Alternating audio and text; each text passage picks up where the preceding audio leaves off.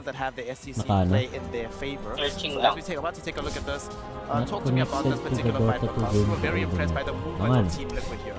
Pretty much, it's Dragonite. They also overlapped like one stun here on Mars. It was like instant Lion into Roar, which I feel like they can't allow to do that. And look at the positioning here from Nisha. Like he's just flying over Medusa, completely uncontested.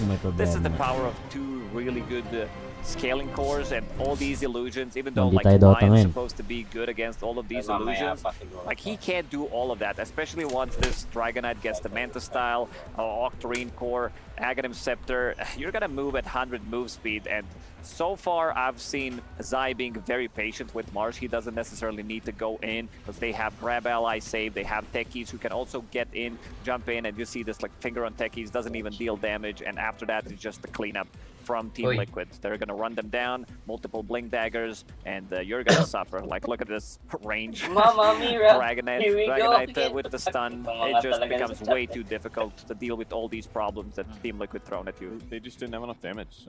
You know, he's caught under the static storm. It doesn't help that the Naga Illusions have to walk down the cliff, but even without the Naga Siren, Batrider is not doing that much damage as a core. I don't know if there's any viability for like the right-click builds that Mikey was doing during Dream League Season 19, but like outside of that, I just feel like Bats in the late game as a core position, they don't offer that much more than a Bat support does. It's like BKB Lasso guy, and then you're like not doing what a Dragonite is. Yeah, it was overall 24 pick. Batrider didn't really feel the impact of the hero. Like we suggested some other heroes. I mentioned Monkey King. I feel like just laning stage wise, it would have been better. And also someone who can team fight. I think you need to double down on team fight when it comes. Mid, mas gusto ko si Tokyo. $100,000 is how much this matchup matters here. And BSJ, you were speaking about how this draft felt very similar to what BB team were doing throughout the course of this tournament. At this tournament, only 3 teams had managed to win with techies. Before even this game, Liquid was one of them. Box had only played like 2 games on it. But yet again, we see them that like, well, actually this guy can pretty much play anything and play at an extremely high level. Are we going to see more of this maybe. I think with the way Liquid saw is they do a BB team's homework, and they think maybe that they should have won Game 3 against Team Spirit with the lineup they have with the Techies, the Undying, and then what we saw, and Lacoste was mentioning off the panel, was all these Butterfly. Like, this was their response to, hey, you're just going to split push us to death. We're going to have, like, Mickey, instead of mobilizing or building for mobility and fight, just build bots too in, like, the middle of fights, would blink on or TP onto his DK or his Mars who's gone in. They're always ready for the split push. You see them at least chasing Yatoro off of their side of the map, even if they don't find him. So I think they just said, you know, BB team maybe didn't clean up the game the way they needed to against Team Spirit. We're going to pick the exact same or similar strategy, and we're going to know how to close it off. Similar strategy, gentlemen. We did see that 9 of Law's heroes, pretty much everything he played has been banned out, or just Puck left at the end. Not necessarily the best matchup into the DK. Going into this game, your approach, do we want more priority on Law's hero? Maybe as leave your Toro's hero for the very end of the draft. Prioritize giving Law as good a matchup as humanly possible. I mean, this game, it seems clear that was a mistake. I don't think he played the bat particularly weak or anything, but I mean, when you have like an 8 hero pool and they're all gone, girlfriend ng pinsan ko yan, yung galing States. You were there a couple mid bans, so it just kind of ended up where you had nothing left, and that's unfortunate. Maybe they could ban less mid heroes, and therefore there's more in the pool, or maybe they could. It definitely felt like picking up the Batrider for the mid, something that no other team is really doing right now. Was a mistake.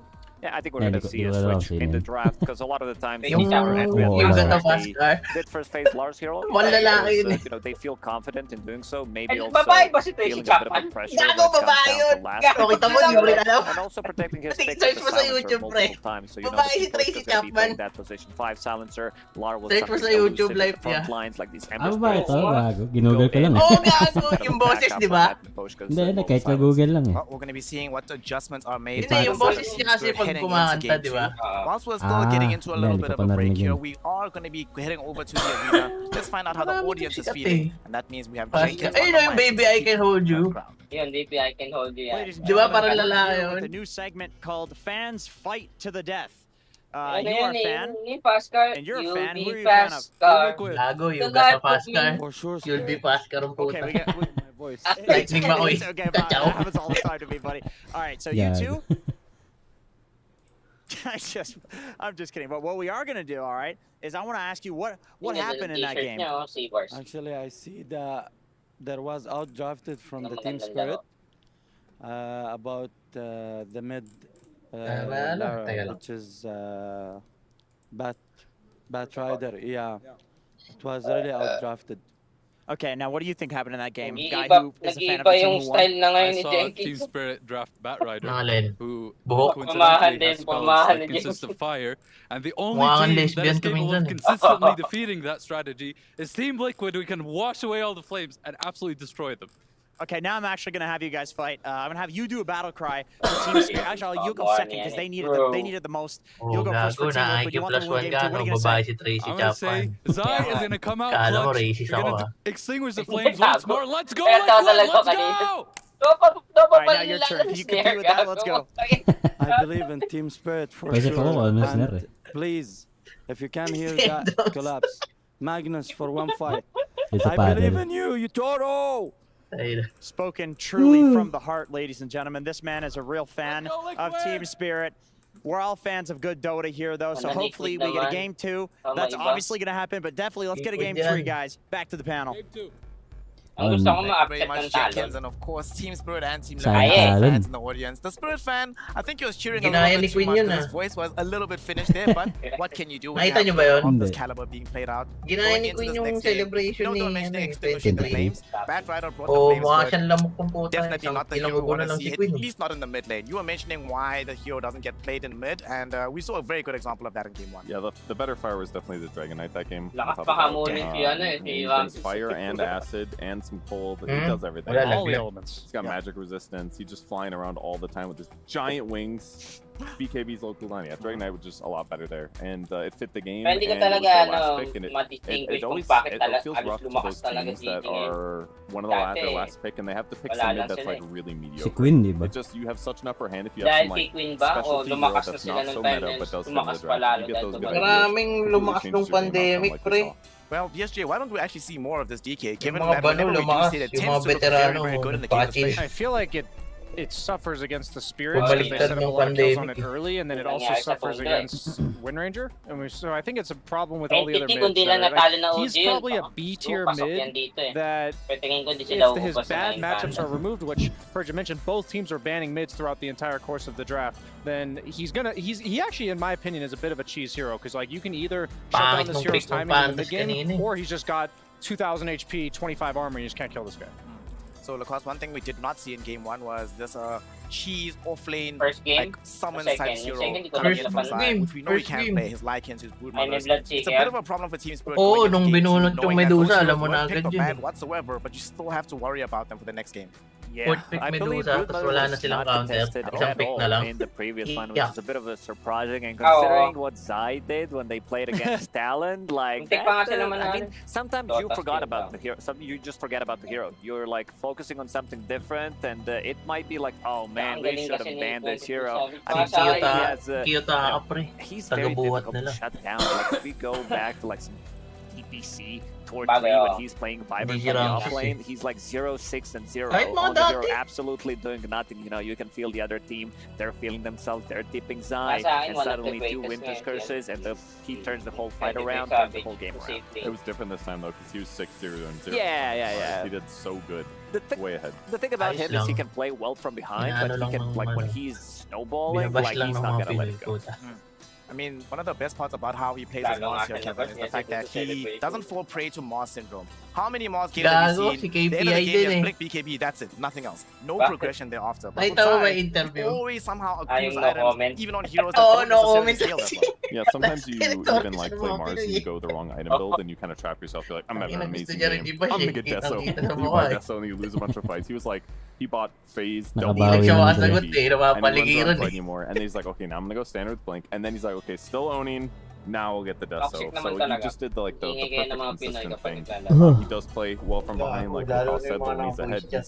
he's still a monster on the hero. And it just, he became the third unkillable, super high value May ang core pang the video team kay Liquid had. And Gabi. that's why they just kept Tapik. avoiding fights Ah, and or biding daw their si time SPC. until they're unkillable. May nagtatanong sa chat, Uh, is Dota down? Undying we've already mentioned, but first pick I think has been Meron na increasing ba? in priority as we go Broken deeper into play, this what the tournament heck? here at BSJ. So if possible, should Team Spirit angle towards getting first pick if they have the priority in game 2? Yeah, I definitely feel like Liquid ASAP seems Rocky. more comfortable on first pick, because that's also enabling them to do the IO, so they probably have more options on first pick. But then at the same time, it's like Gago, di naman kamukha eh. they don't really Ayun, have racist, dying on gago. Team Di Spirit, naman so mukha if ni isa dying pa is the rin. concern, then I don't think first or second pick would change that. Yeah, it's always so interesting when you get to this stage where teams just have different openings, or one team has like a lack of hero variety. I feel like that's what hurt BB team in their Dito series big time. nag-professional, no? This one's a little different, I feel like, because Team Spirit has been winning and they've been opening kind of weird heroes, but maybe it is Yun yung finally the Dota Dogs case nila where yung Team mga, Spirit ano, is pag may going mga to be replay. behind because their lack of meta. Makikita nyo na It's a weird play hero na not to play. Like, Yeah. we've seen Miposhka play it in the past, so it must have been something they tried and didn't really work well. taga-review? Maybe with Yatro's Ah, hero pool or yung something like that. taga-review eh. Which is Saka even kapag weirder across because that's an nag-i-stream Eastern yan European sa special. Twitch, Like if I think of talagang dying turo Disruptor, lang. that's what I imagine 5 Hindi positions siya from Eastern galaro. Europe playing. Yeah, this has Ano always din, been pero their more bread on, and butter. ano, Pretty coaching. much, this is how they play. Especially Disruptor, even though like they pulled off some President great Jenkins. combos, they really lack Si- damage. But si I AY don't know. I naman, mean, wala, pretty puro sure that rank- Miposhka ano can ang play game. Undying. He showed it in the Tamad-tamad past. It's just mag-rank they pag didn't pick it review. this Bawal tournament, and they pag-review might si need Jay. to Oo, reevaluate pinapalos ko yung ano And niya, there's yung also mga been- hero Yung- reviews. They've only played Isa one girlfriend game niya, on pre. Mid-War, so Kaya no pala roots for the offlane. niya, They hero. don't play IO. That's like talaga ba? Meron siyang 3 of the video top nun? 5 meta heroes. Oh, That gago. Liquid's abusing. That Liquid's abusing, that they're just not touching. That's a big distractor. Time It to is one break thing that up we daw, have seen gago. Team Spirit do very good on in the past though. Whenever they have good team fight heroes, we heard one of the fans mentioning he wants to see Magnus. Hero not looking so good right now, but a hero that is looking amazing at this tournament has been Doxia. We have seen this hero being deployed very well, and we've seen wins BSJ happening when teams open with Lion and Doxia. Obviously, they're already playing Lion. Why not Doxia instead of Beastmaster? Qualifiers na ata. Maybe. banned. Yeah, maybe. Was it a first round First ban? phase ban, Oh, yeah. well, that's the answer to your question. I guess Liquid, like, they were like, this Undying hero shuts down all the offlaners except for Darkseer, so maybe that was why they prioritized it first, because Liquid wasn't previously prioritizing Undying that highly either, and then we were talking about in the first draft, why? You know, why did they think that? And it might simply be that all of Collapse's heroes except for Darkseer suffer against it. And I guess if you're playing Doxia, it also makes it much easier to counter the Medusa in the game. Yeah, that's a really good point. Stops the Medusa, which has been like the hero of the lower bracket so far, just winning series after series.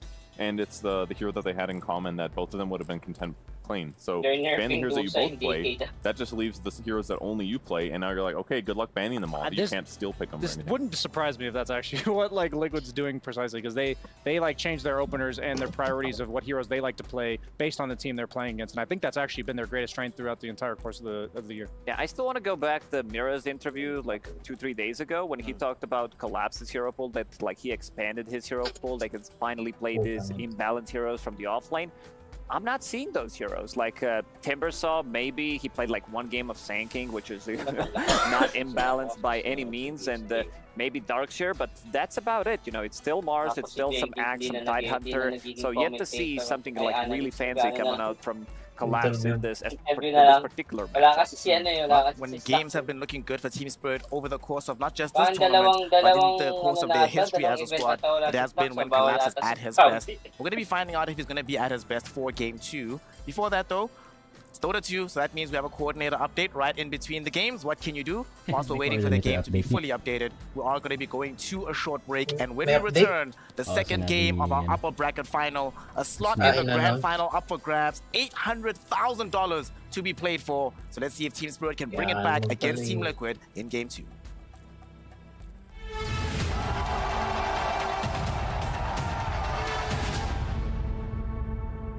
I don't think there's any players I got inspired. I mean, the biggest one I would say is my own brother, my big brother Link. First time, I played offlane and he was playing carry. If you liked Dark Souls, And then later on, when I played carry, he played some support. We also got into together, so we also went together. Bet boom, puta, tinaglag ka nila Armel, ni It's Armel. never really gonna be the exact same bond that you can play with a teammate, like as like for example. Ang ina, nilagay lang nila dun para ka-blockin yung I LGC also ulit. played with the Ay, guy actually, called hindi pala bet boom pala and tawag. we also Boom lived esports together. pala. We were roommates, and Bet boom, ano pala Yung sabi yun. niya sino daw yung mga yun. right. And the closer the bond you have, the more you can like start discussing things. It's like also like for example, we're also very close, but it's never gonna be exactly the same. But Wala nga nakapasok sa lower bracket because ngayon there's eh. always gonna be more like boundaries and stuff. I think Ah, one wala. of the players who Puro- inspired me puro for my upper din yung career mga is natira. Papi, I guess. Yeah, talo na upper nga pala yan. first tournament when I saw him. Oh, si Villacorte. It was like online leagues in 2020. Oo, pe. when Ay, we nag-broken played eh. all this stuff. Alam mo nga siya na nasa I club. saw how Team Secret winning tournament after tournament after tournament, and every final 3-0 best of 5, and it was like wow, nice. These guys really did a lot. Kakalabanan ng tao. Upper bracket finals to. I think the most Ito, obvious one Matabanjera, that Joy. inspired me to play Dota is Puppy at this event. Obviously, Hindi nabigyan ng I started Jollibee playing yan. Dota because I Gago, watched inubos niya nga Navi hold Sabay the trophy nang at uubos. TI1, and I was really impressed Mama, that good such boy. a big tournament, such a prestigious event, and it Ay, made siya me na want to. to play Hindi Dota. pala And to si then Casey. that's Yan when I pala made to the si transition Casey. of Heroes of New York to Hindi yung Dota kanina si 2, Atoro. right after the Yeah, first pero- international, nanguubos sa when Jollibee. there were still closed beta invites out. Matabang I was Jollibee. fortunate enough to get my hands on one, and then I started playing ever since. I do remember the first time I played against Puppy. It was in a tournament called Raidfall, Dota 2 tournament back in the day. It was a like, small online tournament. I think it was like 50k on the line, and we were playing against Navi, which was still like the top dog at the time, and we managed to beat them. I think it was 2-0, pretty convincing. Snaking? And this was back in the day when I think we were known as. Yeah, it was a very memorable moment for me because it ended up going our way, and we were definitely over the moon.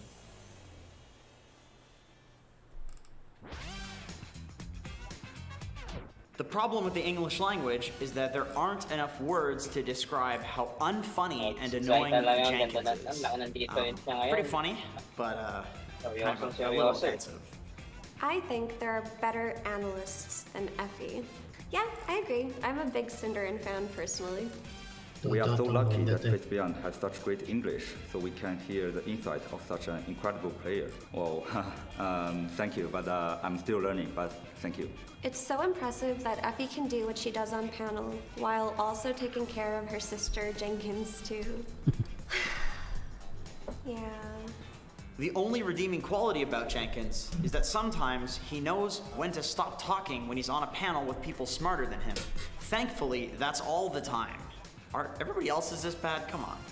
The problem with FaceBeyond as a talent is that we don't get to see him play. I appreciate it, but I'm enjoying my life right now. Sorry about that. Remember the time that Jenkins was on a team before? No, me neither. He's always been absolute dog shit. Okay. Effie starting his talent has single-handedly saved the Dota scene. My goodness. You're way too nice. Thank you. There are better players than FaceBeyond. He's only one CI. Sorry about that. My daughter and I started watching Dota together, and you being on the panel helped inspire her to start playing herself. That makes me so happy to read. I wish her the best of luck in her games, and hopefully she'll be 7K or more soon. These aren't really mean at all. Are everyone's these nice? Every panel that Jenkins appears on makes me sick. Oh, this one actually has a link to a TwitLonger. The thought of him causes me to literally vomit. I'm on my 5th keyboard this month. I will be suing this man if you can call him that. This has 40 more pages. I'm not reading this. I'm not reading this. Oh, madaldal naman kasi. Bagay, panalist kasi siya. Talo. Lumakas siguro talong dahil kay Caps.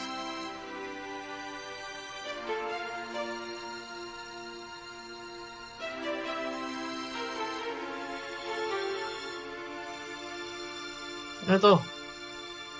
Advertisement video na.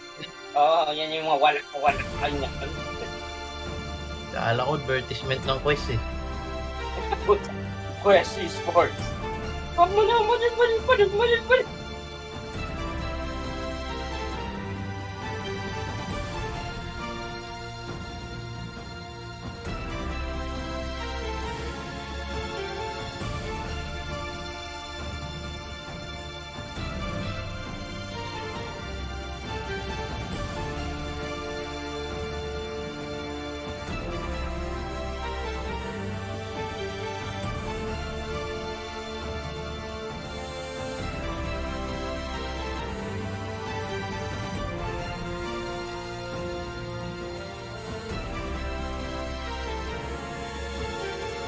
Tagal naman ng 17 minutes. Playoff 17, bukas. Gago, may puno sa Saudi. Gago, oras sa kanila yan. Wow.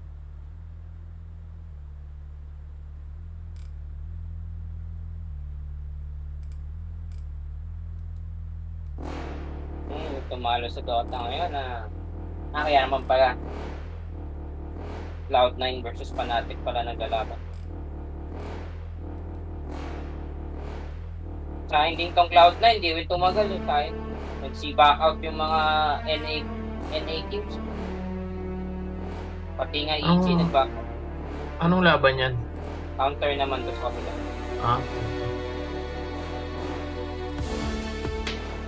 Mas masarap na manood ng counter kasi sana Valorant.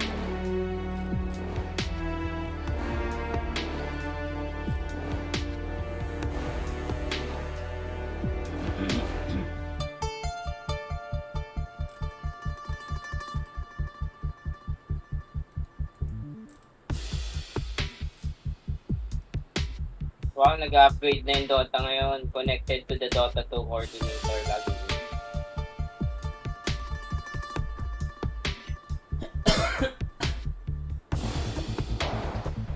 Yan na talaga timing ng Valve minsan.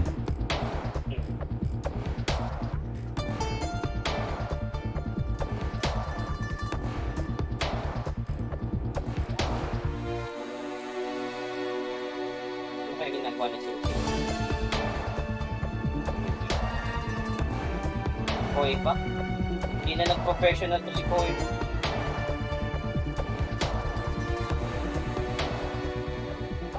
Welcome to your free stream. Happy chat talk time.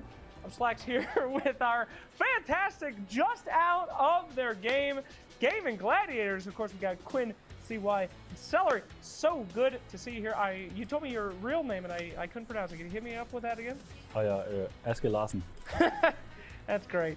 Well, but you gotta pronounce it. You gotta pronounce it. Yeah, now. try it, Slash. Try it. Say it one more time. Okay, both names, all right? Okay. Aske Eske? Larsen. Larsen. Yeah, that's Eske easy. Larsen. Easy. Oh, that's fantastic. Well, good for you. Beautiful name. Are you Danish? No, I'm not Danish. I don't even know where Dane is. All Americans are something, right? There's something, yeah. Yeah, what are you? What am I? Yeah. American. No. Where are you really from? Where are you really from? What are you, Sunset?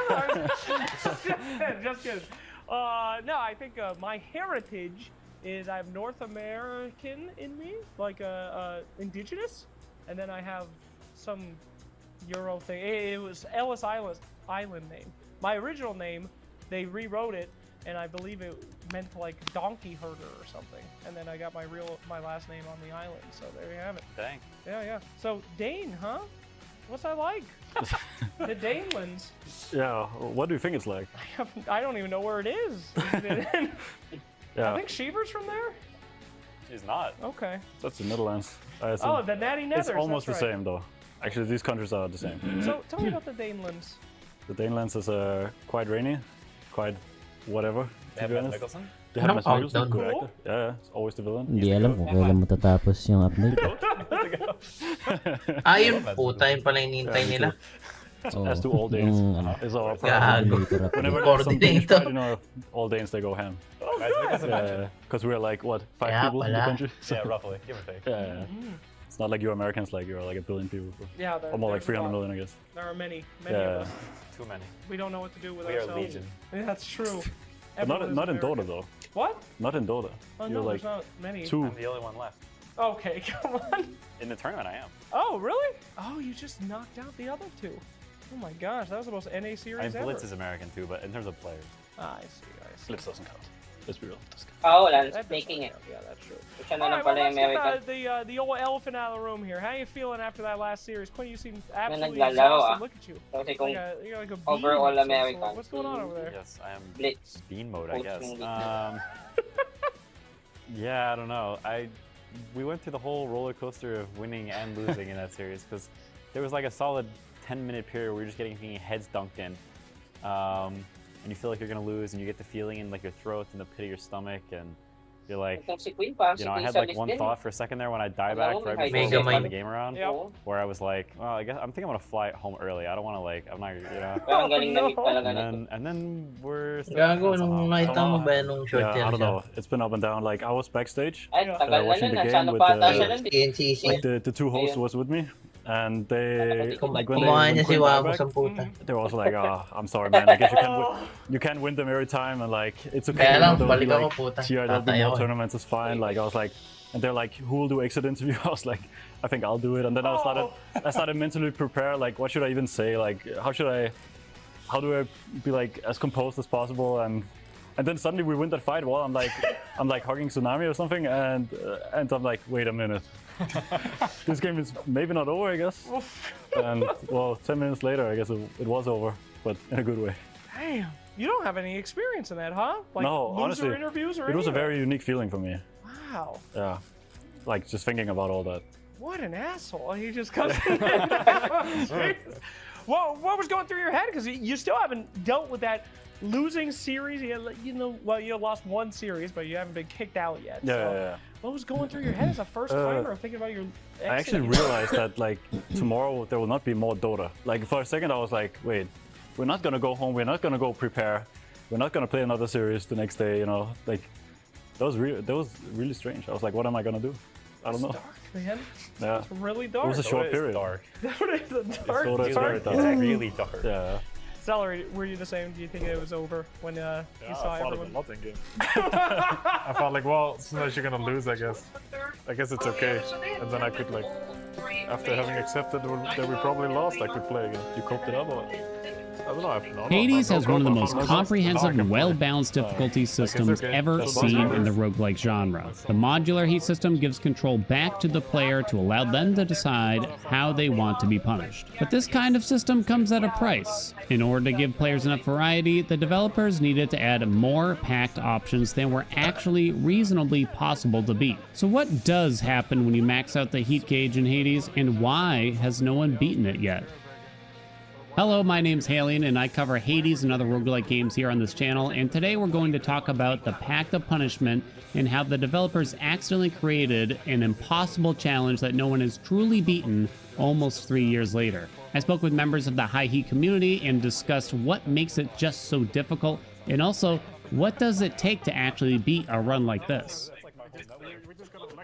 First, let's talk about the Pact and overall setup. The maximum heat you can have in Hades is 64 if you're using a Hell Mode save file, so that's what we'll be discussing today. Hell Mode adds the personal liability pact, but otherwise doesn't change anything else about this particular challenge. What builds are viable here though? Which weapon and aspect should you use if you attempt this? Well, within the High Heat Hades community, it has been determined that your best chance at success would be to use the shield and aspect of Zeus. There's really no point in even trying to use anything else, and we'll kind of talk about why that is the case later on. Charging up to block while also throwing out the spinny special is going to be your...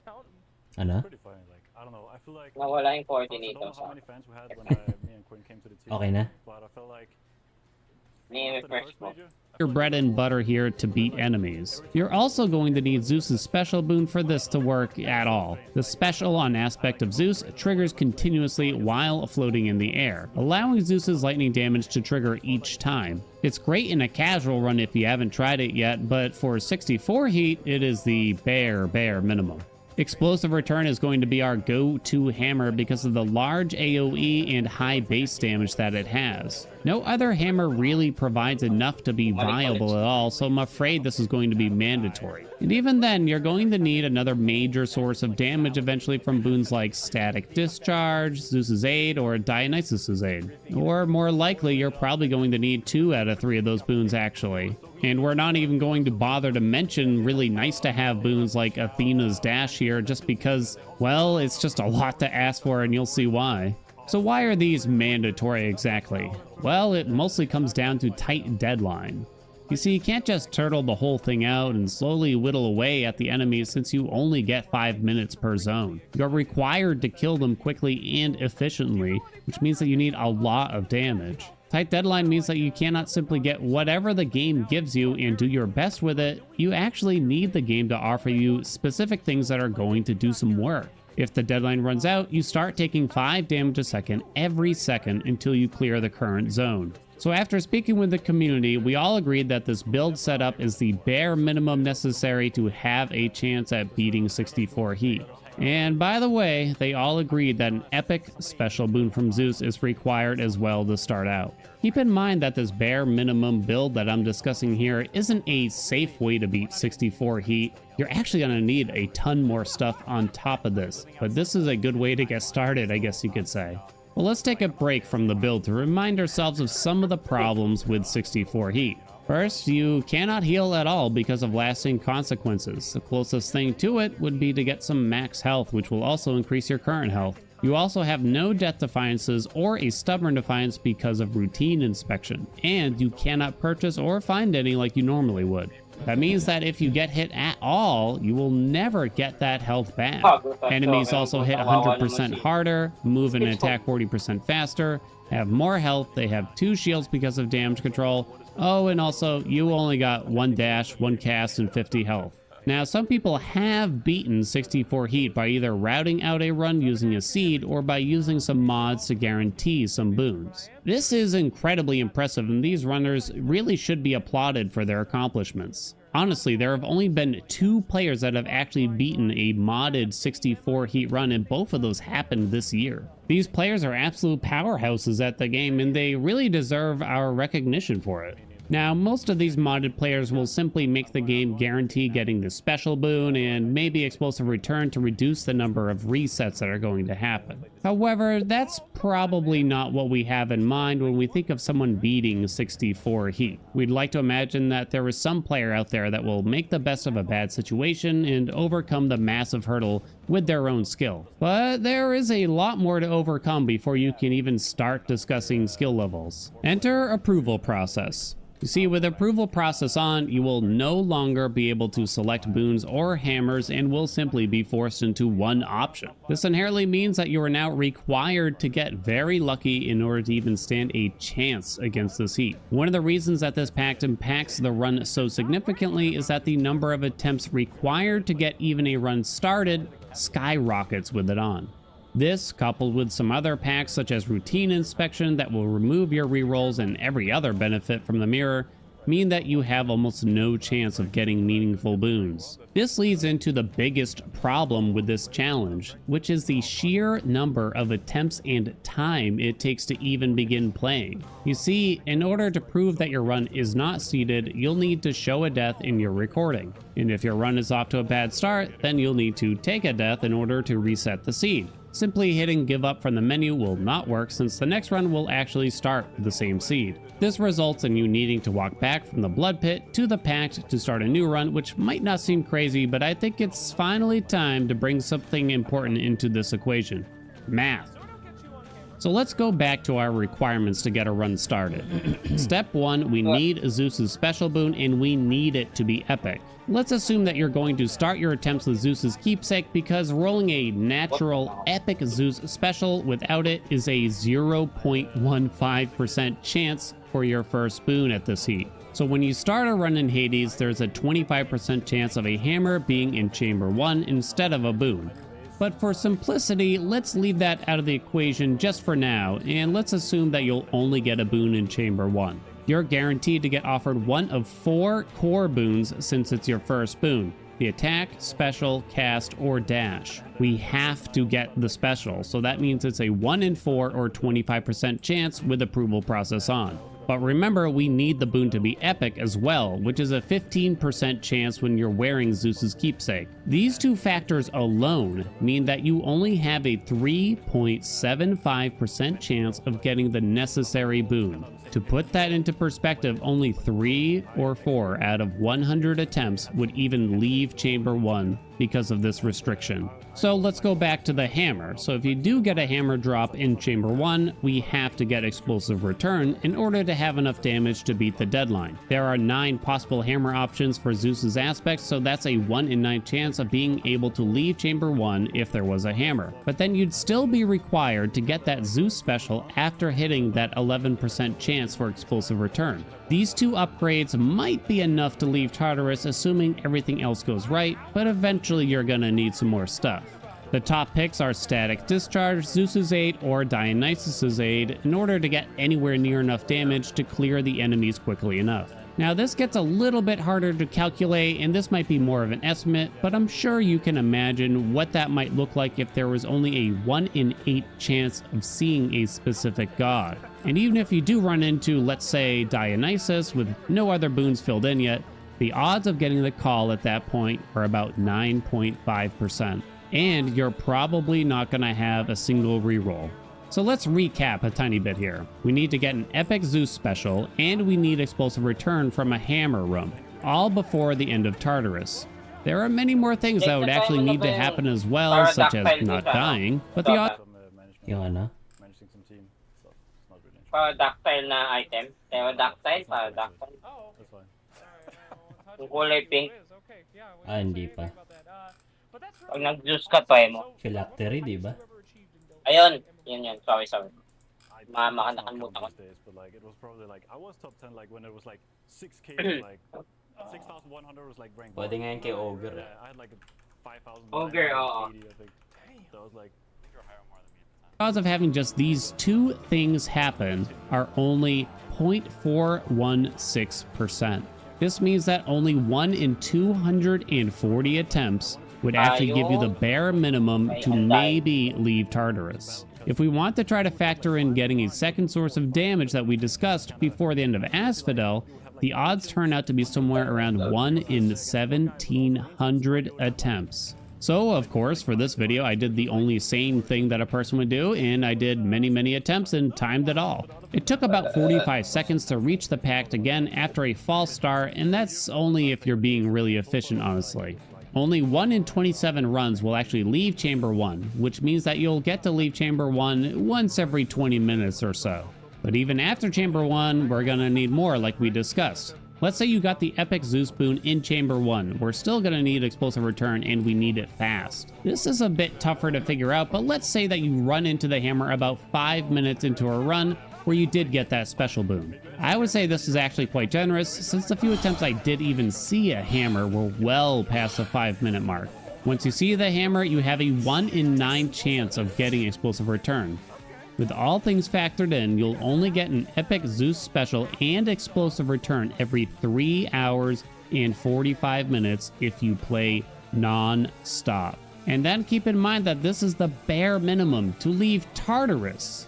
Now, I did get a run about halfway through Asphodel with a common Zeus special and no Explosive Return, but with the timer encroaching, you could tell it wasn't going much further. I was actually quite lucky in some ways too. We saw Boldy, Thanatos, and a Fountain Room in that run already. But just because a build was able to reach this point, it does not mean that it had the strength to beat the run.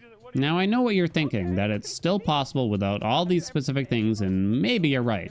But as someone who has pushed the heat limits, trust me when I say that the reality of this is actually even more grim than what I'm painting here. You just need way more luck than just what I've listed. Even if your dreams come true and you get all the boons you want, you're nowhere near guaranteed to have the luck required to win.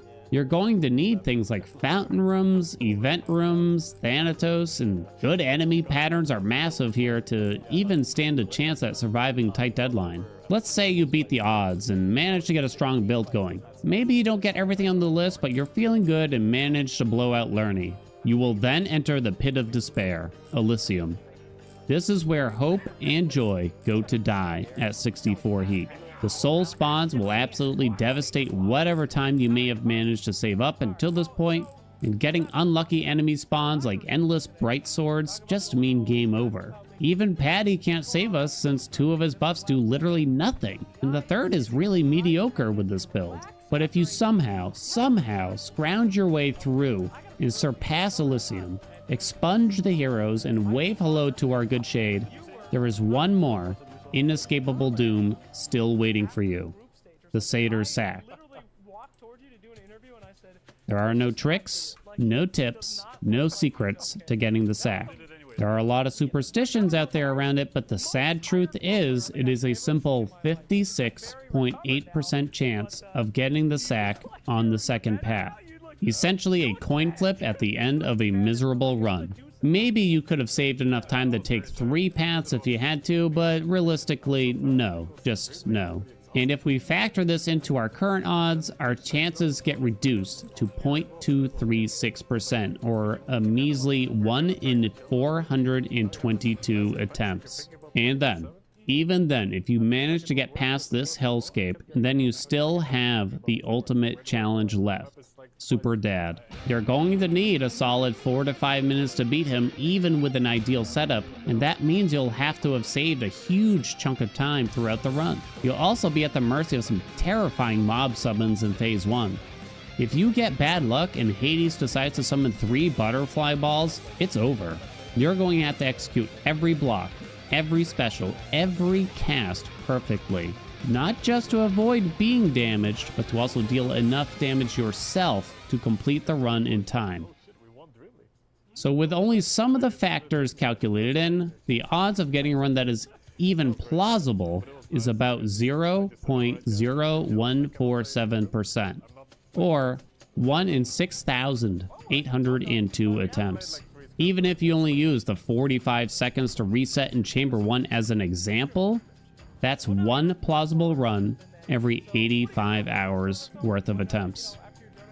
Is it possible? Yes. Is it reasonable? Absolutely not. Is there someone out there willing to put in the painstaking work, the endless amounts of hours, the blood, the sweat, the tears? I hope so. Banyak lah. So, what's your normal Dota schedule look like for this kind of stuff? Do you pub? Do you just pour over notes? What's it like in the biggest brain in Dota 2 right now? For me personally, yeah. I like to play pubs actually.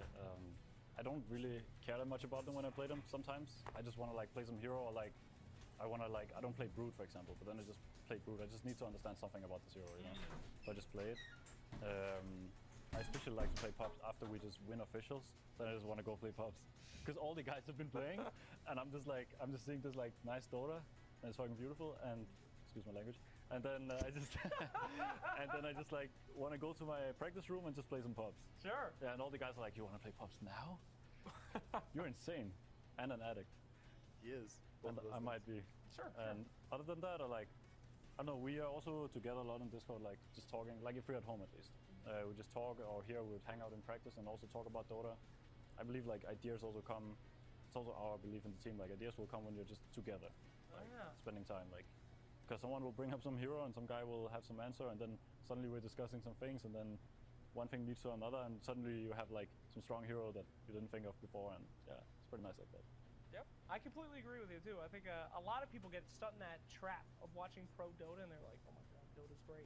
I gotta go play it again." No. The post-international is probably the most miserable time in human history for any Dota player, because you've been watching the greatest of all time. You're like, I'm gonna pop into a game and I'm gonna do that, baby. You're gonna be miserable. Yeah, and it's just the complete opposite. And you're like, this isn't the way.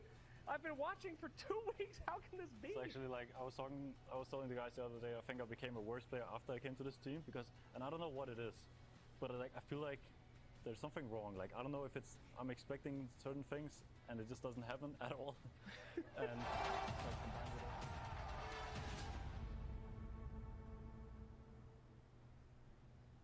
Welcome back, one and all, here to the Riyadh Masters as we're about to continue with this upper bracket final of Team Liquid versus Team Spirit. And so far, Team Spirit have a lot of work to do. They need to come back in Game 2. They need to rejig their drafts. They need to play a little bit better. They need to have better lanes. They need to have better scaling. It's very simple. Acosta, not that much to adjust. Yeah, I don't think Liquid needs to do anything because this whole thing is scripted, by the way, and Liquid's gonna get another win. Wait until Gaming Gladiators go through the lower bracket and meet them in the grand finals. That being said though, Purge, it's actually very atypical for Liquid to get themselves in the grand finals from the upper bracket. Even that historic TI7 run that they did, very different squad at the time, but they had to make it through the lower bracket. Yeah, I think they've leveled up this tournament. Frankly, like their series were super close, but that first game did not look close. It felt like they outdrafted and they outplayed So I think they're sitting pretty good, but who knows?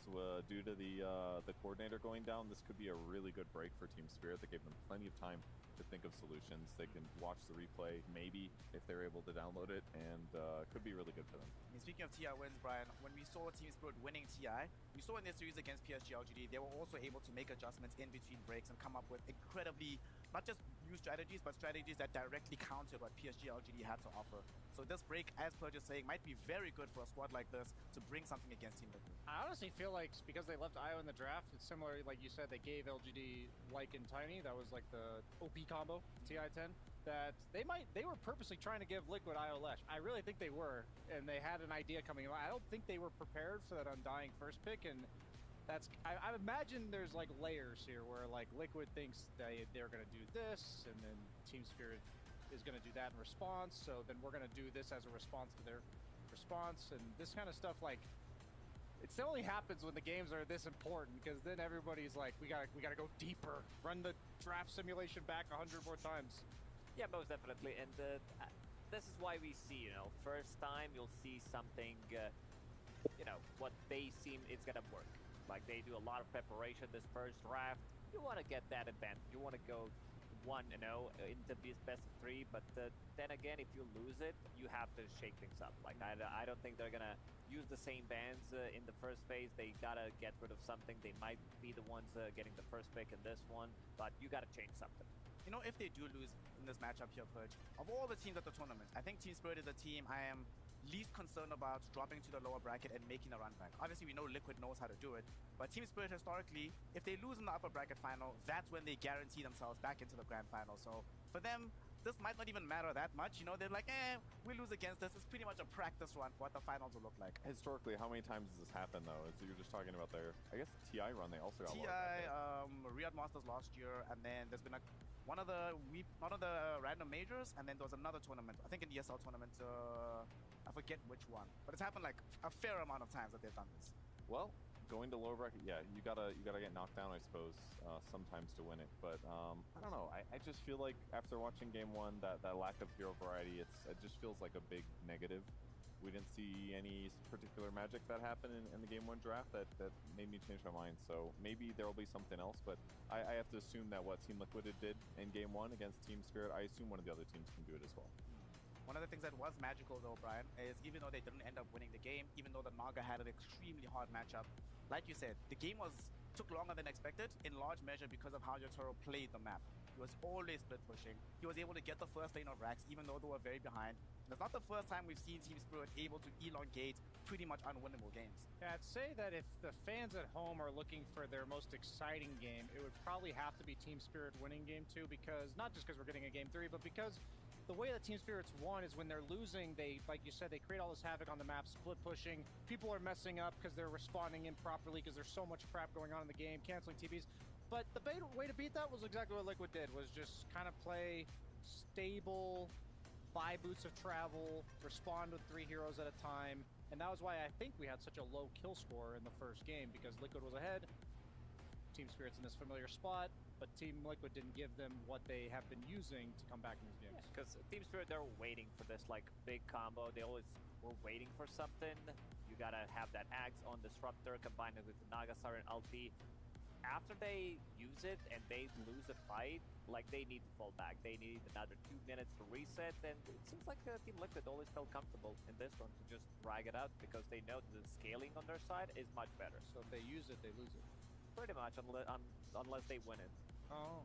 Unless they win it. Make it sound so easy. I wish Dota was that easy. No? Just win games, win your lanes. I was doing that for you. Make the game quite simple. Thanks for setting me up. The pun boys here. Brian has been practicing his puns all throughout the tournament. The next time you see him on camera, it's going to be leveled up as much as Lacoste has been in the pun department. Ryan, please stop. That's the only thing I got here. If I was trying to do it as an term endearment, my friend. If I have competition, I'm gonna get fired, you know? Oh no. So let's look at the faces right now of Team Spirit. Generally speaking, I think it was Fear that mentioned the other day that you can often tell the direction where a game is going by the looks on the team, the emotion on the squad themselves. Team Spirit look like they're in fairly high spirits right now. They do not look like they just got trounced in Game 1. Looks like just another day at the office. We lost, boys. It is what it is. Don't stress too much about it. Just go into Game 2. They can definitely recover for sure. I just think they needed to have a look at this. He's recovering right now. Hey. Physically and mentally. He's like, I'm strong as hell. Those are some good form on these dips. He's got to get his arms ready to like hold his hand up to his ear when. That's a gaming chair right there. You're using for workouts too. That's a multifunctional thing if I've ever seen it. Making sure that he can carry the game. Of course, we do know that the side of Team Liquid have a lot of buff guys in the squad. You know, Nisha has let go of the weights a little bit. He's like, I'm going to carry games instead of carrying weights. So far, it has been working out. I will say, Lacoste, that throughout the course of 2023, Nisha hasn't necessarily looked as explosive as he did last year at TI, but at Riyadh, that's definitely changing. Yeah, for sure. I mean, he had a bit of a... Because when he was playing in Team Secret, he needed to be that, 1 versus 5, 1 versus 9 type of a guy, but... after he joined Team Liquid, I don't think he needs to fill the same role, because when he's playing with other Liquid members, sometimes it's going to be Zai carrying the game, Mickey will step up, both supports inside of Team Liquid, so he doesn't necessarily need to be like the highest in terms of net worth, making as many plays. So I think he can, in this squad, chill a little bit. That's why we don't see Nisha being so explosive. I mean, it's nice to know that if you need him to be, though, he can do it, obviously. Or hasn't had to. Takes a lot of pressure off the rest of the team. And also, you have somebody like Zai who can just be ice cold, treat the game like a pub under high-stress situations, say, you know what, sometimes I can just 1v9. And that's kind of rare to get from your offlane of BSJ, because normally it's your carry that takes up that responsibility. Yeah, you mentioned that he's being flashy. I feel like it's because... But if you look at the heroes Nisha's having success with, it's much more of the farmers. It's like TA, even Snapfire is a hero that's becoming more of like a carry in the mid lane. So I think he's turning into more of a just, we're going to give you this hero in the 1v1. We're going to try to isolate you as much as possible on the side of Liquid so that Nisha can have his game. And then these twin gate rotations, all these things that are enabling Zai to be like really the core of their strategies. All their successful heroes revolve around him, and I think rightfully so. He's the captain. He's really like, how do I even word this? He's not only a captain in the game, but he's also a captain out of the game. I've heard a few times from these guys that there's been, like, when they're having a rough time in the tournament, we talk about Blitz helping these guys, like, right the ship. But Zai's the one that's had to say, like, hey guys, we suck, and it's time to, like, fix that right here, right now. And sometimes you just got to be the hardball. Like, even though you're trying to be friends on a team, you need that leader who's going to tell you how it is. And for Zai, it's so cool to have seen his like character development, his career like shift towards this direction. And he's pretty much my favorite player to watch across like his entire career. So hats off to Zai. I don't want to sound like I'm fanboying too hard for them here. I know I am. You're not. Just a little bit. It's just like, this is the tournament where I feel like they're finally showing their final form, and I'm excited that they get to do it against teams like Team Spirit. This is just the best Dota has to offer. But let's talk about the captain of Team Spirit, Miposhka. One of the things that he's been excellent at this tournament has been giving vision towards his squad. Up until this point, he was third in dewarding, he was fourth in terms of how many wards he places on the map. In game one, they were really struggling with the vision control. Several times you saw them make massive smoke rotations, unable to connect on Team Liquid's heroes. He was playing Disruptor, you know. Normally you would assume that this is going to help them in the vision department. What can they do to try and get more vision on the map? Because if you're not getting vision with Disruptor and Beastmaster, this feels like that's a bit of an issue for a side like Team Spirit. I think part of the problem is that it's very difficult to pick off the tanky heroes on the Team Liquid side, so you kind of need ideal circumstances when you do go for kills. And the other problem is that they're behind, which means, and they also have damage issues. So when you have damage issues on your heroes and you're behind, your opponents have more HP because they have more gold and more items, more defensive items. And then that means it takes more of your heroes to kill their heroes. So what, instead of it's a clean like 2-hero gank to kill 1 hero, it takes like 3 heroes. So getting 3 heroes in the right position at the right time with vision of them, killing them successfully and getting out without dying, that's really hard sometimes. So it's easier to read too, right? Easier to read? Like for Liquid, if they see like 3 heroes missing, right? That's a great point, because then you can make more deductions. Like, 3 heroes missing, now we have to play careful. Yeah, so all that stuff kind of implicates your successful way to get back into the game. So we're about to get into the second game right now. They're just making sure that everything is all Gucci when it comes to the computers. We do not want any drops. We don't want to be getting into the game and having any worries that the PCs might die out. So let's hope that everything is going to be sorted as we are about to get into the second game. $800,000 on the line, Lacoste. That's an outrageous amount of money. It's actually crazy that Team Spirit, having already come second place last year, this one game is worth more in additional earnings than coming second place was in 2022. Yeah, it's massive. Like the prize pool, we upgraded it compared to the last year. You know, we might be able to break some records as well next year as well. Who knows what's going to happen? But for now, it's a lot on the line for the players, and this is why we see such a great Dota, so many comebacks as well. I don't think this has to do with like patch, because I think coming into this tournament, we haven't had many comebacks, and you know, when you get on that stage, at the back of your head, these numbers, like these dollar signs, it's definitely up there, you know, for most of the time, especially like in between the games. You're like, okay, we just need one more dub, that's all we need to get here, and suddenly you're like, maybe the hands start to shake. I mean, I've experienced it a long time ago. It does tend to affect you, like you know that you're still talking about Dota, you're being focused on Dota, but it's up there somewhere. BSJ, if you were in this game, let's say you win, get into second place, $2.5 million, what would you buy? Bananas? This is about the most far-fetched of a fantasy I've had in a while, but what would I buy other than a lot of bananas? I'd probably buy a house. No. Don't give me a house. I mean, a ridiculous purchase. Something where you're balling out a little bit. I mean, probably like a Lambo or something like that. If I had to go like a ridiculous purchase. I would nice go with sports a new car. PC. I'm really close to Germany now. Like new PCs cost more than houses nowadays. Pretty much. Like, that is true. It's insane. How much could I dump on a PC? You think? Like, is that 10K? Is that 100K? Like, what are we looking at? I think the most expensive one I've seen was like 30K. 30,000? I'd do that then. Whatever that computer is, sign me up. You have some fancy cooling with all that stuff. You know, 4 or 5 graphic cards in it. All that to play Dota to the lowest graphic settings. Yeah. Absolutely, and stream it that way too. What about you, Purge? What are you spending the money on? Oh man, I might invest it in a 401k or something. No. We're balling out, man. We're Gotta balling live out. the life, you know, right now. You're buying something. That's how you retire on your Riyadh Masters winnings right there. That's how you do it. I don't know, you look cost because Purge is being way too sensible for my taste. What you got? Alpine Ursa set, that's what I'm buying, and Bunny set for Marana. These are my most expensive A man of purchases. culture. Yeah. Honestly, I think even if you win Riyadh Masters, you might not be able to afford those. Yeah, these are very expensive. Those are very, very expensive sets. I don't know, I think I like BSJ's suggestion the most. Buy some Lambo, a classic Lambo or a new one. I'd probably go with the classic because, like, as a kid, it'd be like the nostalgic factor. Like, I was always the kid. I was like, wow, if I ever saw a nice car, and that was the first introduction to a fancy sports car that I was like, oh. That's what they do, huh? Yeah. When you hear the engine rev, nowadays it's just the people on their motorcycles being obnoxiously loud. So they've ruined it. You know, I did have a chance when we were in the Bali Major to speak to a lot of the players who had won recent TIs, and I was impressed by the fact that pretty much none of them had spent outrageous sums of money buying flashy stuff. The only person who spent like fair amounts of cash, Skeeter bought a watch. That's it. That's the fanciest thing he bought. And that's a good investment. Watches generally don't deteriorate over time in terms of value. So, yeah, he invested. Is that real? I doubt that. No, watches don't. Yeah. Especially the limited collection. The watch market is, there's a homie I know who's like been getting into watches a lot. He actually bought me a couple watches, like sadly I don't really wear them, but he has educated me a lot on the watch market. In fact, he has decided to invest in watches over and above buying cars. He sold his car. He's like, I don't need this. I'm gonna use that money to buy a watch. So it's apparently a very value investment over time. You're learning here today, Purge. You don't have to do 401k. You could have like 9 watches. And you know exactly what time or it I is. could do index funds and be definitely. By the way, don't take our advices. You know, if this you're is up not there, you have advice. money already. Like, don't do what. This is if we were to win $800,000. So, if we were playing for that kind of money, of course, all the players here, we're not. It's kind of crazy that everybody that's involved in this game have become fairly wealthy from purely TI winnings.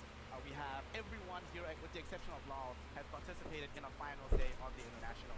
Some of them more than once, which is really wild to think about. So these guys know what they're doing. They know what's up. But before we get into the game, we are still sorting out a couple of issues on the computer. We still have an audience to witness, an audience to hear from, and to do so, send it to the arena with Jenkins and Tsunami. Boys, what's going down in the crowd? I'm introducing the segment, making sure I can't hear myself. Nag-start na ba? I have a game for Wala pa, nagkukwentuhan pa sila. This is my idea, okay? So I wanted to see Sira pa rin ba yung coordinator? the highest MMR spirit Ay, hindi ko napansin. and the highest MMR Liquid fan. Everybody lies about their MMR, so we're not going to do that. So I'm going to Bumalik na. hypest spirit fan. Okay na yung cord. Okay na? Ganun. And then the loser. Kaya na lang natin si Bench. I don't know, we can have somebody decide. This is very well thought out. I don't know, man. Whatever. You want to come up with a better idea? All right. 10 push-ups. Okay, 10 push-ups. Sure. Loser has to do 10 push-ups. Okay. Okay. We can do that. All right, that guy. What are you a fan of? Which team? He's not talking anymore. Oh, okay. you called All right, you go over there. All right, well, I'm gonna search for some liquid. Okay, he's gonna walk this that side way. of the audience has been Spirit. This side of the audience is Spirit, right? Yes. I think you're gonna have a hard time. Hey, is that side of the audience Liquid? Wait, then we gotta go closer. I already feel like things are gonna be easier for me. Okay. What team did I say I was again? My Liquid or my Spirit? You're Spirit, Oh, I'm Jenkins. Spirit. All right, all right. These guys are Spirit fans. How about this guy? You want to do a battle cry for Spirit? You can do it. I'll do a battle cry for you. Team Spirit! I think I might need a new microphone after that one, dude. Somebody give me a new cover. All right, you're up next, buddy. All right, many people have been pointing in your direction. Now, I don't know if you wanted to be pointed at, but it's happening. Putang ina, mga Pinoy. Now, for one thing, you're wearing a Liquid jersey. First of all, introduce yourself. What is your name? My name is France. I'm from the Philippines. She's from the Philippines, coming all the way here to Riyadh to watch some Dota. Now, if we had to guess, Jenkins, who do you think is on the back of her jersey? It's Blitz, dude. I gave her that. I was there. It's Blitz. Shout out to Blitz, everyone. Shout out to Blitz. Can we get the camera here? Shout out to Blitz. Yeah, it's actually from Blitz. Thank you, Blitz, for the jersey. Now, how long have you been a fan of Team Liquid? Actually, I'm a fan of Zai, so... Oh, Pinoy. I'm a fan of Zai since his days with Evil Geniuses. So, 2015. Wow, that's a long-standing fan. All right, we're here ready for a game number 2. What day did you come in here for this event? On the first day of play-ins. Yeah. You've been here for like 9 days then. Yeah, we've been here, the 3 of us. We have tickets from day 1 until tomorrow. Round of applause, please, for this dedicated fan coming here to Riyadh Masters. Jenkins, I feel like I found a pretty good fan here. Are you going to be able to beat man? All right. This is still my guy. But anybody else a Team Spirit fan over here? We got Sana all. hype. Show me that you're hype. Tiga Riyadh na rin siguro sila. Be hype. I'm not hype. That was pretty hype, ladies and gentlemen. Tayo ng Jenkins. All right, who's actually hype? This guy right here. All right, your friend's signing you up, so either he's not a good friend or you're actually hype. All right, shout outs to Team Spirit. Let's go. You gotta beat her. Actually, first tell me, who's your favorite player on Team Spirit? Definitely Collapse. Definitely. Is he the best offlaner in the world? He's the best Magnus in the world. Definitely the best offlaner in the world. And then comes Zai. Okay, I know how to hype you up to hype them up. Tell Collapse to play Magnus in the most hype, motivating way that you can. Magnus, Collapse, buy Blink, and skewer them in, and then kill Zai and tip him. Kill Zai and tip him, ladies and gentlemen. Shoutouts to Zai, and also shoutouts to the draft. That's we're ready for the game, guys. We're ready for game 2. Hopefully a game 3. I don't know who I'm sending it to. Probably the panel. Back to you, panel. Well, the probability favors you here, Jenkins, because it is indeed the panel to begin the draw for Game 2 of this upper bracket final. $800,000 on the line, a spot in the grand finals of the Riyadh Masters on the line, and of course the pride of knowing that you are one of the best Dota teams in the world right now. Top 4, not good enough for any of these teams. They've already secured top 3, but they all came here to lift the trophy. So let's find out what happens in Game 2 as Liquid yet again have the first pick, Lacoste yet again getting the Undying. This is a scary situation for Team Spirit. Yeah, most definitely. But we wanted to see some switcheroo. Team Liquid, they put them in a position where like Broodmother again is still available. Team Spirit only played it once or twice only on Yatoro, so they don't play it from the off lane. But they banned Medusa. They understood like where the real threat is coming from, and Team Spirit, they banned Medusa, but they're still gonna open up with Lion and Beastmaster, which is a strong opener, don't get me wrong. It's just that now Team Liquid needs to show something different. So what are we thinking here, BSJ? We're getting Terrorblade, Drow Ranger, Morphling. I'd say it's more likely Drow with them specifically. I wouldn't even be surprised if they just don't choose a character, because Mickey has not played Terrorblade throughout this entire tournament, and like the heroes he's predominantly played, Monkey King and Void, are not particularly desirable, but they do go for the Monkey King. Okay. I mean, they are 6 and 1. incredibly, yeah, 6. 6-1 with it, like you said, yeah. So I think it's fine for them. I mean, Mickey had some like late game I'm too far ahead and playing casually deaths, but he didn't necessarily have so much like I'm playing bad early deaths. So I feel like he's going to learn from that, and it's going to be able to stabilize their lanes. He's going to be able to like teleport to side lanes and join fights. There's a lot of good things that Monkey brings you, and it was definitely the hero that won them the Gaming Gladiators match, so I think they definitely have some faith in it. Mecha King, he had some awesome performances so far at 3 Masters. I mean, he's very active on the hero, which I really like. And like Monkey in the late game, he doesn't carry games on his own, like very difficult hero to go high ground with unless you have Aghanim Scepter, but then again, there's going to be some repositioning tool, like you get hexed, you die, so I feel like you need to have still something, like something that scales well, and seeing how Team Liquid drafted in the game number 1, I feel like they're going to check those boxes as well. So let's see here, Nagasan gets removed by Team Liquid. Despite defeating it, they felt it was really annoying to play against, so it gets taken out of the pool. No Mars though for Zai this game. And it's also that they're illusion heroes and they're up against Monkey King, who has almost all physical damage, so if your armor's really high and there's lots of little targets to hit, like Monkey just can't deal with it as well, so makes sense to ban it. I am interested by the Mars ban because while Zai definitely played really well in game 1, I have to imagine what this is saying is that there was something Team Spirit wanted on 8th overall pick, that like a range, like he's often good against range heroes because the arena doesn't let you attack in and you have the bulwark to tank it with ranged projectiles. But what was it that they wanted? Is the question. Why is Mars elevated to like such a level of being worthy of a ban? Turbo warm up. Yeah, it's an interesting question. We'll see if they have an answer for this once we enter into the second phase. As they remove Legion Commander, we've seen Zai have a blockbuster performance. And there was a game, do you remember, Lacoste, where Zai had something like 250 dual damage at 25 minutes? It was insane when he played this LC. LC has been mostly banned in the second phase, like this hero doesn't get to see much play, but hero has been consistently banned out for a good reason. You have Beastmaster, you have Lion, particularly in this one, and we can see the loser actually doing push-ups on the screen. if you guys can't tell, Jenkins is jacked. He's got really good form now. Oh, okay. I think, you know, Nisha is the one Wait, is that Jenkins? The gym. That's Jenkins. Oh, I called him a loser because I thought one of those guys, you know, who were doing an interview. You knew it was Jenkins when you called him that, let's be honest. Jack Jenkins, he's out here doing his thing. He's been getting the will treatment at the gym as well. And so Team Spirit, they picked Disruptor in this exact slot last time. I don't imagine they'll go the same route.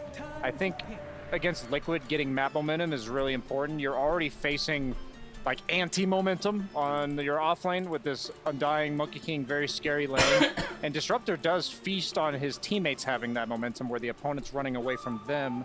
So I would love if they swapped it up a little bit here. What about some Ancient Apparition? This hero has been, you know, really, really good. Starting from the playoffs, it looked really good.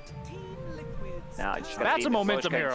That's a big swap. I was thinking Ancient Apparition because they have really good setup, a lot of stuns overall, great against Monkey King, but Enchantress is also good against him. Built into Hurricane Pike, you can push him away from Wukong's command, dispel his Jingu stacks, and just strong laner. I feel like A would have been kind of pain against Undying though. Like a blood grenade and a tombstone, and you're like, uh-oh. Not very fun. I think it was the, like, also it doubles down on blocking Lycan is what I was trying to say, is like you don't want to pick these summons offlaners into Enchantress. So it probably covers some of the picks that Liquid would likely pick here as well. I mean, game 1, we saw that Team Spirit struggled a bit in the laning phase, and Enchantress is going to help with that, and Beastmaster Ench, you know, classic combination from the Eastern Europe side. In terms of Zai's hero pool, like, it's obviously vast, but what's left that they're looking at? Is it the Timber Saw? Is like a lot of like the Enigmas feel kind of bad here? Is it like an Underlord Tidehunter type utility hero? Brood's still left. We keep talking about her. She's fine against... There it is. Brood tankies. Okay. Not too surprising. Yep. Funnily enough, before the game yesterday, Zai was only 1-1 on this hero. Only 2-1, 3 games. Doesn't seem like it's that dominant, but given yesterday's performance, it's like, yeah, okay, Brood has to be a priority here. Yeah, I think you need to take Larl's hero here, just that his heroes don't get banned out. Like, I mean, you see the matchup, which you're going to be playing into, but I like to see Yatoro on last pick, just to give them that, like, extra oomph. pretty much. But yeah, I don't know. I feel like it's a good Wind Ranger game. They don't have too much control. Like, you can lock onto a target, you can sit inside Wukong's command and get the kill on Monkey King. You build into Maelstrom, you build into Gleipnir, and you also shut down with this early Road of Atos build some of the heroes that Nisha also likes to play from the mid lane. What about the Bristleback, though? They don't have Coddle, though, so not nearly as good. Right? But they ran it with Beastmaster, but yeah, you're right. The Coddle was pretty instrumental there. I mean, Yatoro, he talked about his Sven, you know, a team that likes to stack, but it's a good Slark game as well. It is. Like, we haven't seen this hero in a while. They needed a little bit more catch, so that's kind of good. Obviously, Lion's great. Beastmaster can follow up easily, but somebody that can like really go toe-to-toe with the Brood, Slark is one of them, because normally he's got so much lifesteal, you just go invisible for like 10 seconds, so it's pretty annoying to deal with. I think you need to maybe ban Lash, even though Liquid doesn't have IO in this one. It's available, but they only have one pick left just because of the matchup. They need some AoE damage to control Slark. We've also seen like Quinn yesterday talking about playing Leshrac without IO, and seems like when it's a good game for Leshrac, you can still do it. They don't have much ground damage for the Slark, and BSJ, this is a 14th hero for Yatoro in this tournament. I know you wanted him to be prioritized at the end of the draft, but now we have the question, what does Laurel play here? Will all of his heroes get banned out again? Fortunately, the second round of bans had absolutely no mids included in it, so there's a little bit more left in the pool this time around. So I'm feeling better about. I think they had to take the carry simply because Liquid banned 3 carries in the second round. So like potentially the same problem for Yatoro, not because Yatoro is limited, but there's just so many carries you'd want to pick against Brood. The Slark is something that Liquid lost to Game and Gladiators when Game and Gladiators picked Slark, when they had this like low stun summons based lineup that Team Liquid's representing here. So this is definitely like, I feel like both teams have their former drafts open thinking like, what if they lost to, what if they struggled against with these type of lineups. And I like the Pangolier. The best way to deal with Slark in this game, I think, is to just burn his mana. Like, make long fights not favor this hero. They don't really have any way. Like Lion maybe with the talent eventually can give him mana back, but Pango's an annoying hero in that regard. If they want to go that route with somebody else, I'd be perfectly fine too. Because right now it's like very difficult to burst the Slark. Like, almost impossible. This reminds me of when Game Gladiators played Slark as well. They just don't have that many lockdowns, and I feel like he's going to run in and be very, very obnoxious. You don't really want to hit him with Boundless Strike just for stun duration. Techies doesn't really do that much other than Magic Burst. So yeah, they definitely want some more lockdown, and Mana Burn's a good way to deal with it, kind of in the same way. The team that could have to pick first out of the phase, so we're going to be having a hero for Nisha, presumably Lacoste. What do they still need in the draft that the mid hero can fill? Oh, when it comes down to tower damage, they have some coming up from Broodmother. I mean, I like Clash. I feel like this last hero needs to be dealing with Slark, because right now I don't see anyone just locking down Slark. He has a pretty free reign from what I'm seeing. There's still Puck available as well. It's not banned, so Laurel has a couple choices here depending on what they ban. Maybe they go TA on Liquid. That's a hero they've done really well with. It's like an option to just out-tempo the Slark and just say you can't fight into us anymore because we're taking Rosh at 15 minutes with the Brood TA. Monkey King's like we mentioned, he doesn't really solo carry the game. Oh, they banned it. Okay, well. I guess they'd rather play against Leshrac if it's still available. So you still have Lesh, there's Swamp, Puck that was mentioned. Which option feels the best here? If you're Nisha, $800,000 on the line, Lacoste, what do you want to play? Probably what we mentioned. I mean, it's not an easy game. Like, I don't think this is an easy pick for Team Liquid overall, because you're playing into Slark. You need to have like a lot of boxes checked. If you build a BKB, there's gonna be Roar coming up. Also, playing any spirits into this feels very difficult because there's Lion on the other side. And to go back to Spirit to the draft, I wanted them to pick Wind Ranger early on this Slark pick because it was going to get banned out, but I feel now that they have some options left, especially if Liquid doesn't get, you know, any kind of lockdown. There's potentially Laurel Squap available. Again, another elusive hero, another hero with pushback potential. Monkey doesn't like to play into. I feel like a hero like a Quap or something similar could round up Team Spirit's draft nicely. Purge, I am actually worried about Liquid's overall lack of lockdown at this moment in time. Yeah, it's scary. Something that could solve it partially is maybe like a Primal Beast, potentially, but like no matter what you grab, I feel like Sark is going to be relatively decent against it, so... But you gotta pick something, and they're just going to go with the standard Leshrac. It's fine, certainly. It's got Disable. You can do a Yule setup. You can cover your allies a bit. It'll clear summons. There's good things about it. I wanted to see if it's going to be Leshrac, and now maybe Razor comes into a play. Anti-carry lanes well into Leshrac, good against Monkey King, or the Quap option that I mentioned. Yeah, I'm leaning towards Quap because it's Laurel, but I think both options would be good. I imagine 14 hero, it's funny, I was just out of curiosity pulling up bad matchups for Slark, and Lesh is like his #1 worst matchup, so I feel like Liquid's response is like, let's just pick a hero that's good against Slark, and he's hard to fight into us, right? TA was probably their preferred route because it gives them that easier Roche, but they go for the puck, so we now have 2 elusive jump around people on the side of Team Spirit that Liquid has no capacity to chase at all. So will Zai go a relatively early sheep? Might we see like a pipe sheep build from Zai? That might be the solution. The itemization is really the only way I think Liquid can work their way around this. Because if Theo was here right now, he'd be lamenting the fact that they cannot keep heroes inside the Wukong's command of this Monkey King. So what's the solution here? How should Liquid play the game to ensure that this Monkey can have an explosive impact? I don't think they're going to need to rely as much on Wukong's command. Like, I'll see all of these heroes. They don't rely on any cooldowns other than Wukong's. But not going to be an easy game for Team Liquid by any means. I feel like Team Spirit, they had a long break in between because of the coordinator, and they adjusted accordingly as well. I see a strong draft, strong scaling. It seems like they got the hero that they wanted from it. Early game enjoyer Purge, what do you make of the adjustments for Spirit for the first 15 minutes of this game? First 15 should be better. I mean, Mokosha is playing Enchantress, which is solid. Beastmaster should be able to control the map pretty effectively.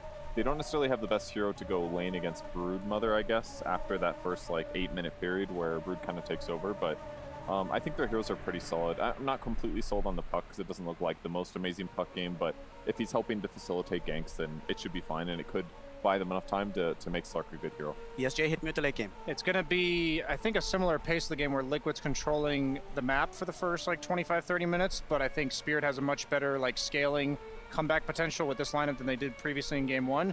Instead of like the Boots of Travel as a response, I think it's going to come down to when Liquid gets the sheep sticks, like the Blink sheep on Lesh or like a sheep on Brood that allows them to kill these elusive pesky cores.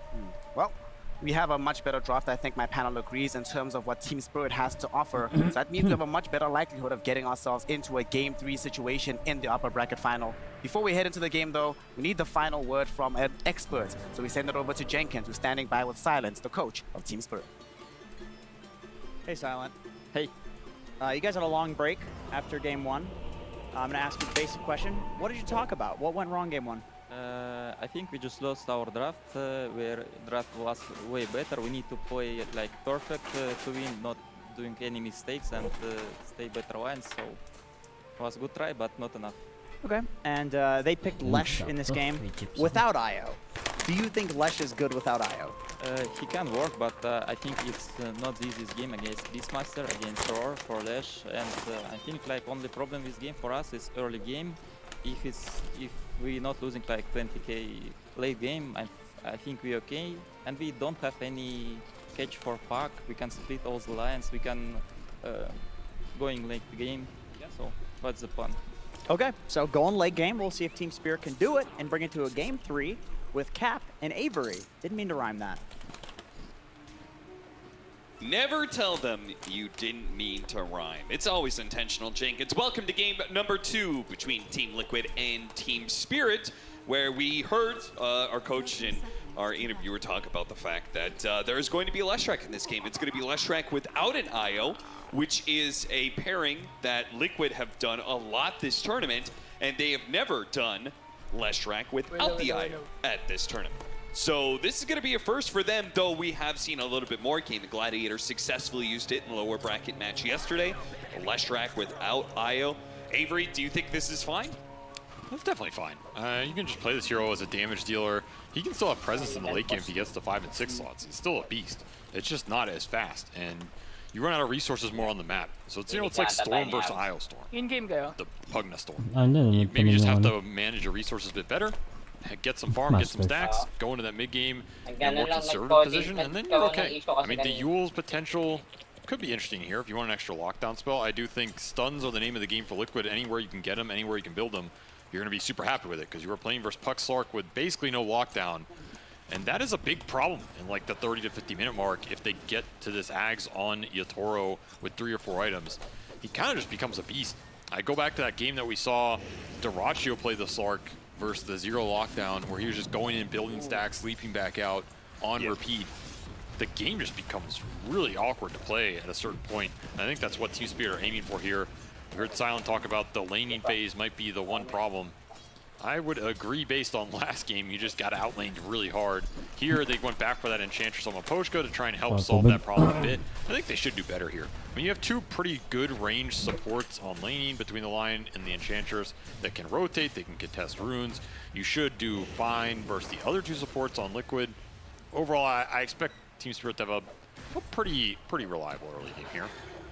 It's good to hear. I think one interesting thing is that the last time these two teams matched up against each other in the Bali Major, it was a 2-0 to Team Liquid in the group stage, but it was something that Liquid had the better late game. They had the better late game in game 1. This game certainly looks like Team Spirit had the better late game. They've given themselves this window.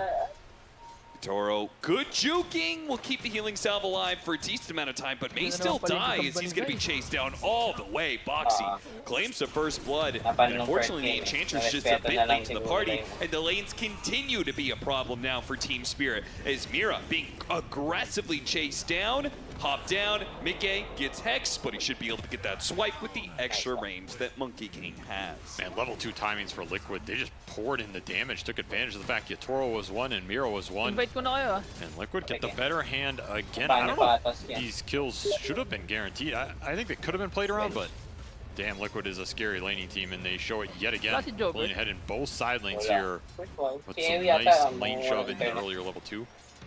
It'll be recovery for Yatoro. That death was also expensive because he salved and tangoed into it. Yeah, there's so much regen going on with Slark.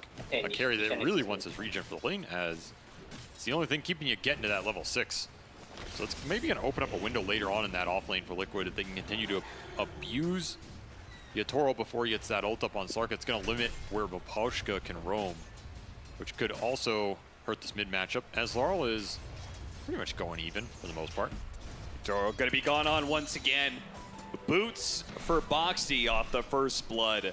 And he's already put him to use here. In fact, they're going to try and go on Miposhka. He gets the Lotus, yes. It's going to cost him his life, though. Fight at top lane as well. Mira looks like he's going to be dying as it lines up a really nice Earth Spike, but eventually he does fall. Very tough to beat this Undying. I've not seen many games people have accomplished this task with pretty much anything outside of the Enigma, which you can kind of draw it. The region on this here with the mangoes and the all-in with the Bloodstone, or the Blood Grenade plus the Tombstone is just way too damn good. Yeah. And Yatoro really wishes he had that salve that he used earlier down here. It's okay, he's given the Lotus and some extra tangos, so Miposhka doing what he can for him. Oh, and Miposhka got a pretty good spawn here. Big centaur on that medium. With the level 2 enchant, he can bring it to lane and try and skew this back into their advantage.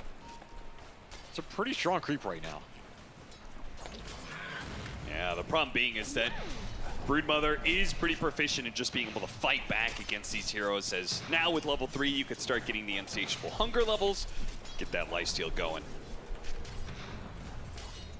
Toro's problems far from over, as Miposhka will try and create the space for him.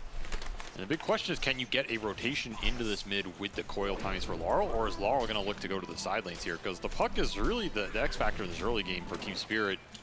His rotations are really important to either boosting the XP on these supports like we saw last time, or shutting down the momentum of the Nisha Leshrac, which will open up the fights later for the Slark. So you kind of have to pick who you shut down here for your Spirit, and then itemize for the other heroes here, which is why these coils are really important in the early game. Your best stun, your best tool to create the lockdown necessary to go in with the follow-up damage, and Impetus is getting Essence shifts off.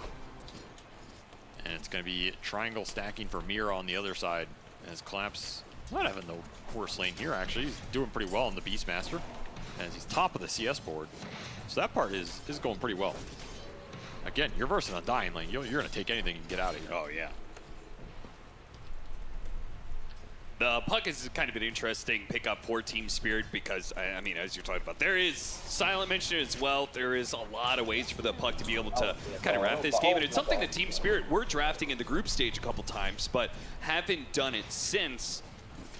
They get their hands on it now, and, I mean, maybe they didn't trust it for some of the other playoff matches, but this is one of Laurel's best heroes. Yeah, he's very proficient with it, and it's a good hero for Team Spirit because it is a hero that can stall out the game, stall out the map, and push them to their later timings, particularly in those late game team fights is where this hero shines. And mid just pretty much as good as you're going to get against Nisha here. So Lifesteal going to be able to outdo it here. No, the magic wand pops, but Yatoro gets the kill anyway. Did not expect that kill. That's a huge swing in XP for Yatoro as he strikes back. Coil is up here. You have the follow-up damage to commit. Blood Grenade going to be able to slow him down. The Coil and the Tombstone both being used, but just a little bit of slows is all it takes for them to run down Mira despite the Coil attempt here. They're going to try and guard that shield rune. It's not going to be protected. Laurel should be able to grab it away from Boxy. Boxy maybe should have just grabbed it for himself there. Yeah, I was trying to do the thing where like you stand on the rune, you can't click it, but of course, just silence Johnson. And will be a shield rune into Laurel's pocket despite Boxy's attempts. Maybe Nisha not too happy about that one. And that feels really bad because you rotated your support out of lane to try and secure the power runes. Maybe you got a kill on a support for it, but Zai was left alone in that 1v1 that he lost. Yeah, that move for Boxy, it ends up feeling bad in the end. You lose your Brood, you lose the rune. Now you just have to play for the Wisdom rune here, which will get split. I think Team Spirit probably happy about that one. Anything that goes pretty even for them in this first 10 minutes versus Liquid, I think they're pretty happy about, to be honest. What kind of Broodmother build do you think we're going to see in this game? I think there is potential for Pipe Hex.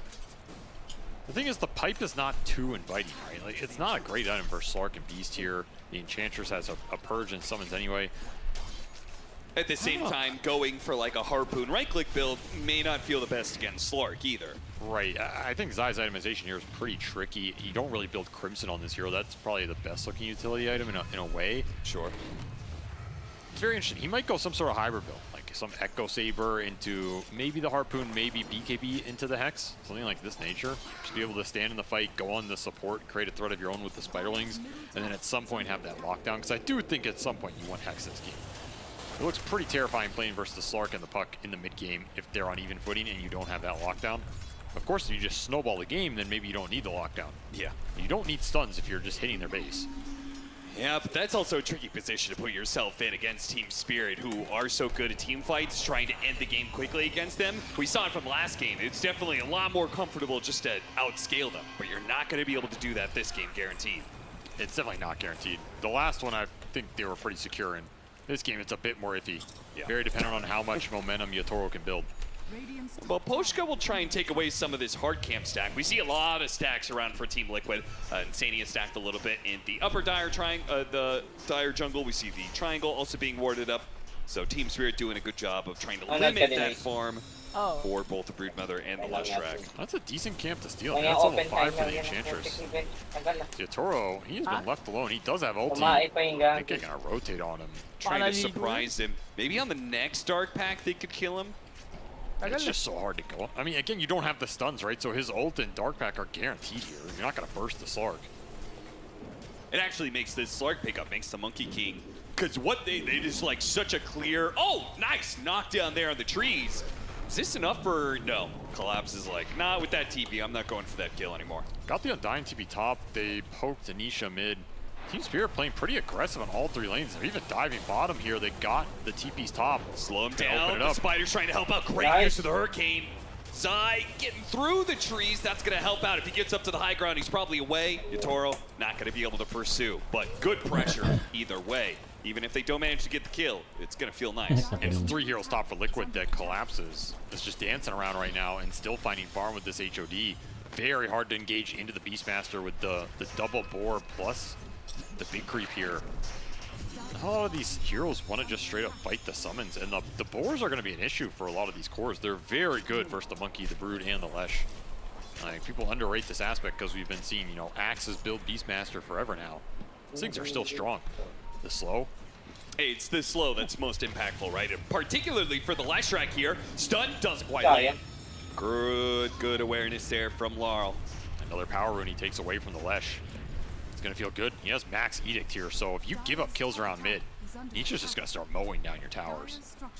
So these little dances are really important.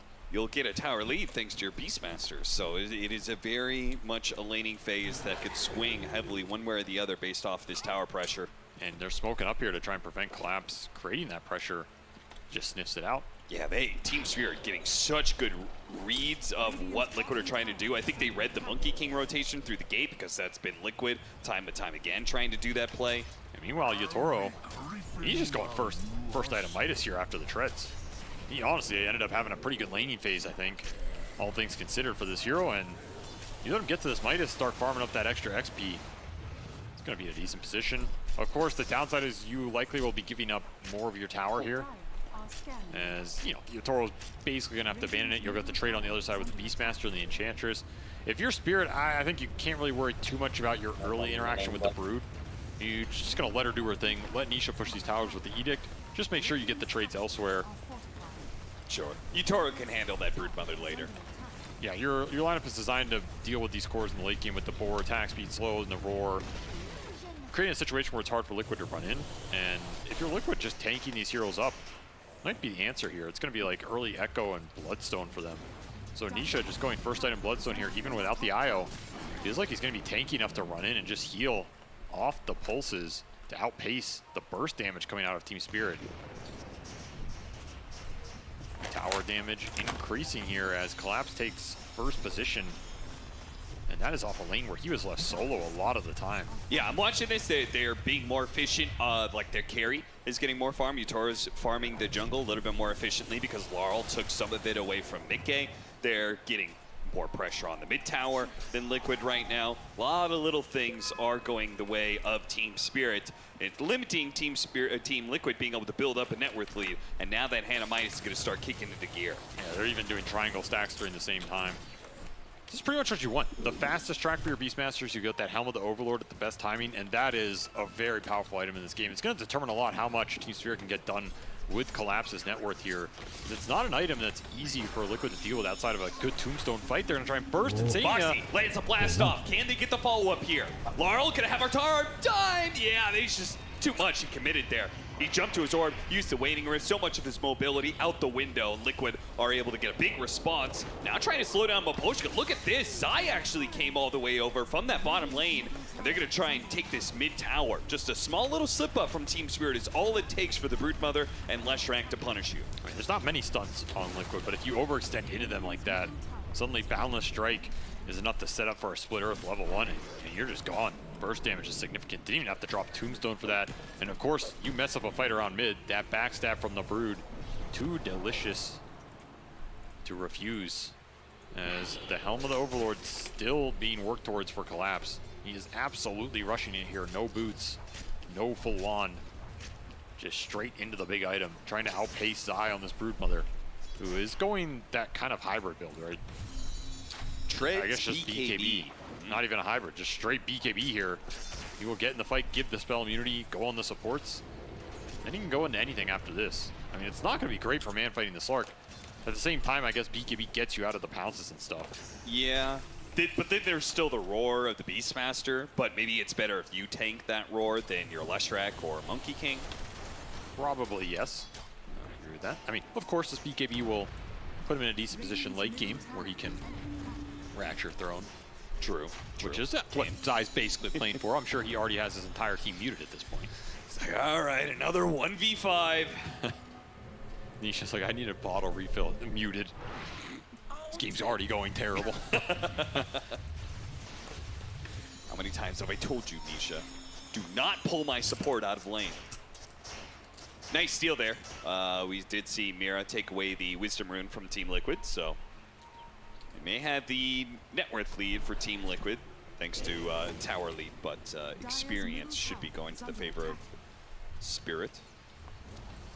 Collapse has been sending a lot of these Hawks bottom, which is pretty interesting, because normally the Beast wants to play, he wants to push the Hawks into the line of sights where you would go to gank him, basically force a smoke on multiple heroes to kick him out of the jungle.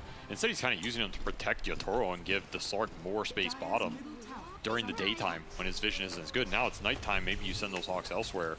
As Collapse finishes Helm of the Overlord, claims a Ancient Black Dragon, one of the better creeps you can probably get with that first usage.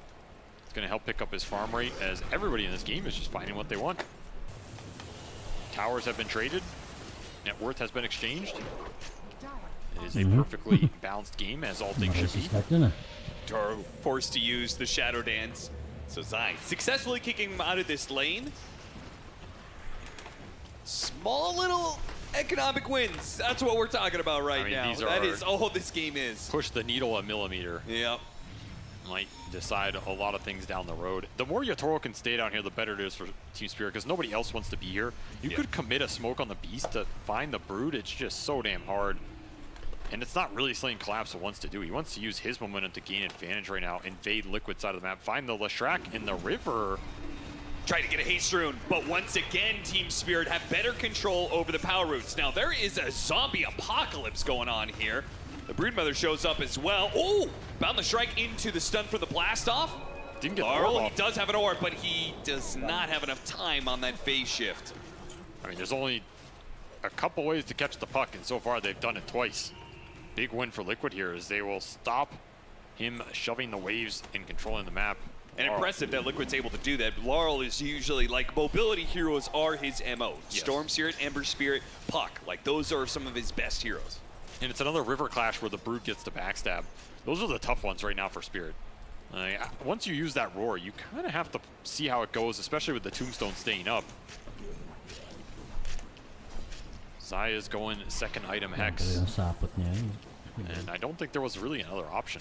This item's just way too good for what Liquid won in this game. I guess it would have been like Butterfly, right? But that just maybe sounds a little too ambitious here.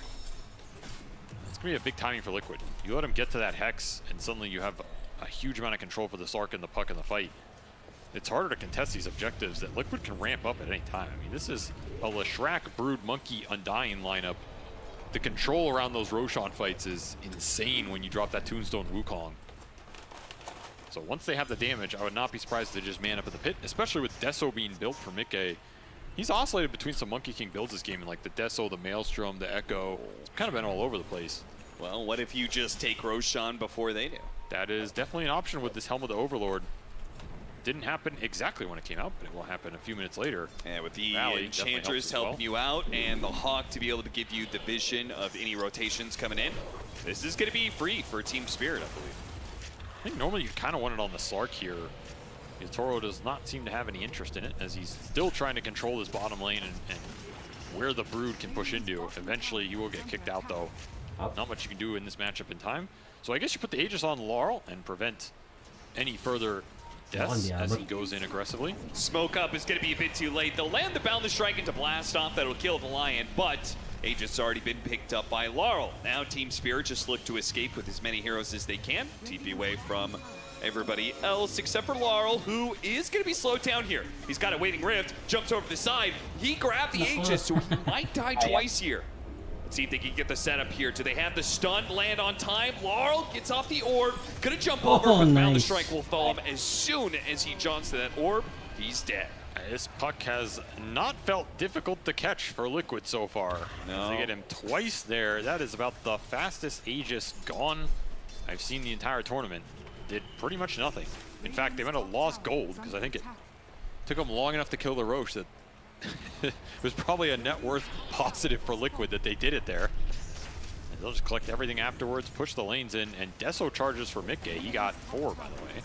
You said a Scythe is a really important part of Liquid's build up here, and the question of like who's going to get it and when. Zai BKB straight Scythe up ice. So he is taking your advice to heart here, rushing that item. Well, I mean, like I said, the alternative is Butterfly, some Nullifier. I don't even know what that build looks like. You could go Harpoon if you really feel confident going in and trading. I think this is the correct build, especially now that you have cleared that Aegis off the map. I mean, oops. If you're Spirit, this is coming down to a game where the puck is not finding the momentum, and it's going to be how much Yatoro can do when he decides to join the fight off of his Ags. Closing in here in another 1,100 gold or so. But damn, was that a negative value Aegis if I've ever seen one. All it did was give the monkey damage and cost you time. They're going to get baited by the Helm of Dom creep. Helm of the Overlord. Team Spirit don't actually pounce on Mickey's Monkey King there. Maybe a little bit afraid of who's around from Team Liquid. But they're actually very well spread out. And a shield room for a Leshrac. So that is a very nice pickup. Toro completes his Aghanim Scepter. Big window now for him to maybe be a little bit more active in the game. should definitely start joining these fights if you can land the stuns from Spirit. The Coil, the Impale, the Roar. Be more than happy to jump in and create some stacks. Especially if it hits the next nighttime, you can recomplete the Echo Saber here with the Shard for Depth Shroud. Then you can really just engage fully into the fight. You can use the Depth Shroud and your ult to clear through the Tombstone or ignore Wukong. That's some of the benefit here for Team Spirit as he continues to scale up. Maybe you can get rid of some of those big ultis or zone control tools, allow the rest of your team to commit in with you. And even if he can't commit, right, just his poke is still really potent. Right, it's a good way. You talked about this zone control that Liquid have that is really, really strong. Working? Oh, he's a shielder. Okay. Yeah, he is good. He's good. Boxy is the one who actually almost dies there. And it'll be the grab ally first this time, as Insania strikes his revenge on the RNG machine. Bit better luck for Liquid. And it does look like they need it because this game is remaining close and Team Spirit is scaling up. Collapse, thinking about AC, thinking about Blink, thinking about BKB. I wonder which one he ends up investing into with the 3,000 gold he's sitting on right now. Depends how hard you want to go late here. And it might have to be late as Liquid are in a pretty damn strong position. I mean, they're finding farm on everybody here, including Boxy. I almost wish you were scaling the Enchantress a bit more on Miposhka. I just think the ability for him to find farm on this map with the Enchantress has been pretty limited by the Brood taking over so much space. And it's just not a hero you can push out. See, I was actually thinking the opposite. I was thinking more of their offensive. I wish they were playing a little bit more into ganking Mickey, but now it's too late for that. He's got a BKB, and they try and go the Leshrac, but a poor staff allows him to be able to get away. Team Spirit, their first move in a while, doesn't quite work out. And Team Liquid will now have the chance to respond with a 5-man smoke of their own. There it goes. 4-man. You gotta remember that Brood is still ratting bottom. Oh yeah, he is. Always an anchor point that Liquid can go back to here is they're just gonna run down mid lane, see the Ench. They don't really want the Enchantress. Zai's gonna start making his way back in, trying to sandwich with the rest of Liquid. They'll catch him up Poshka. That was pretty damn free. Gotta remember, this is still daytime too, not really that beneficial for Yatoro. Yan na naman yung control na nahihit. You're on your own. Favorite nila yan. Oh, Boundless Shrek almost there to stop Collapse. Mira, he might get caught, blink away deep into the trees. Oh, Lotuses. Those are some greedy Lotuses. So that's a greedy Lotus play right there.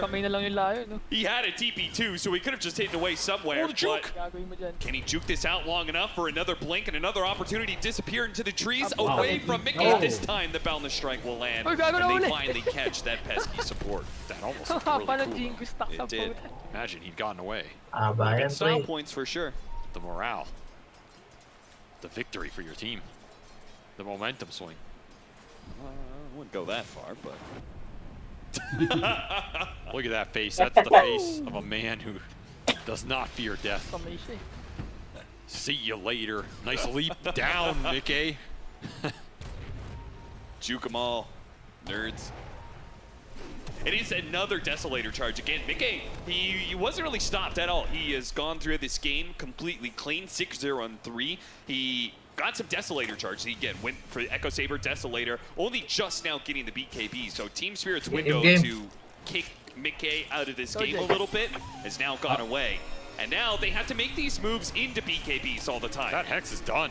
This is not an aggressive go you can commit on. I mean, you will get the BKB. Maybe Team Spirit are happy trading Coil for a BKB here.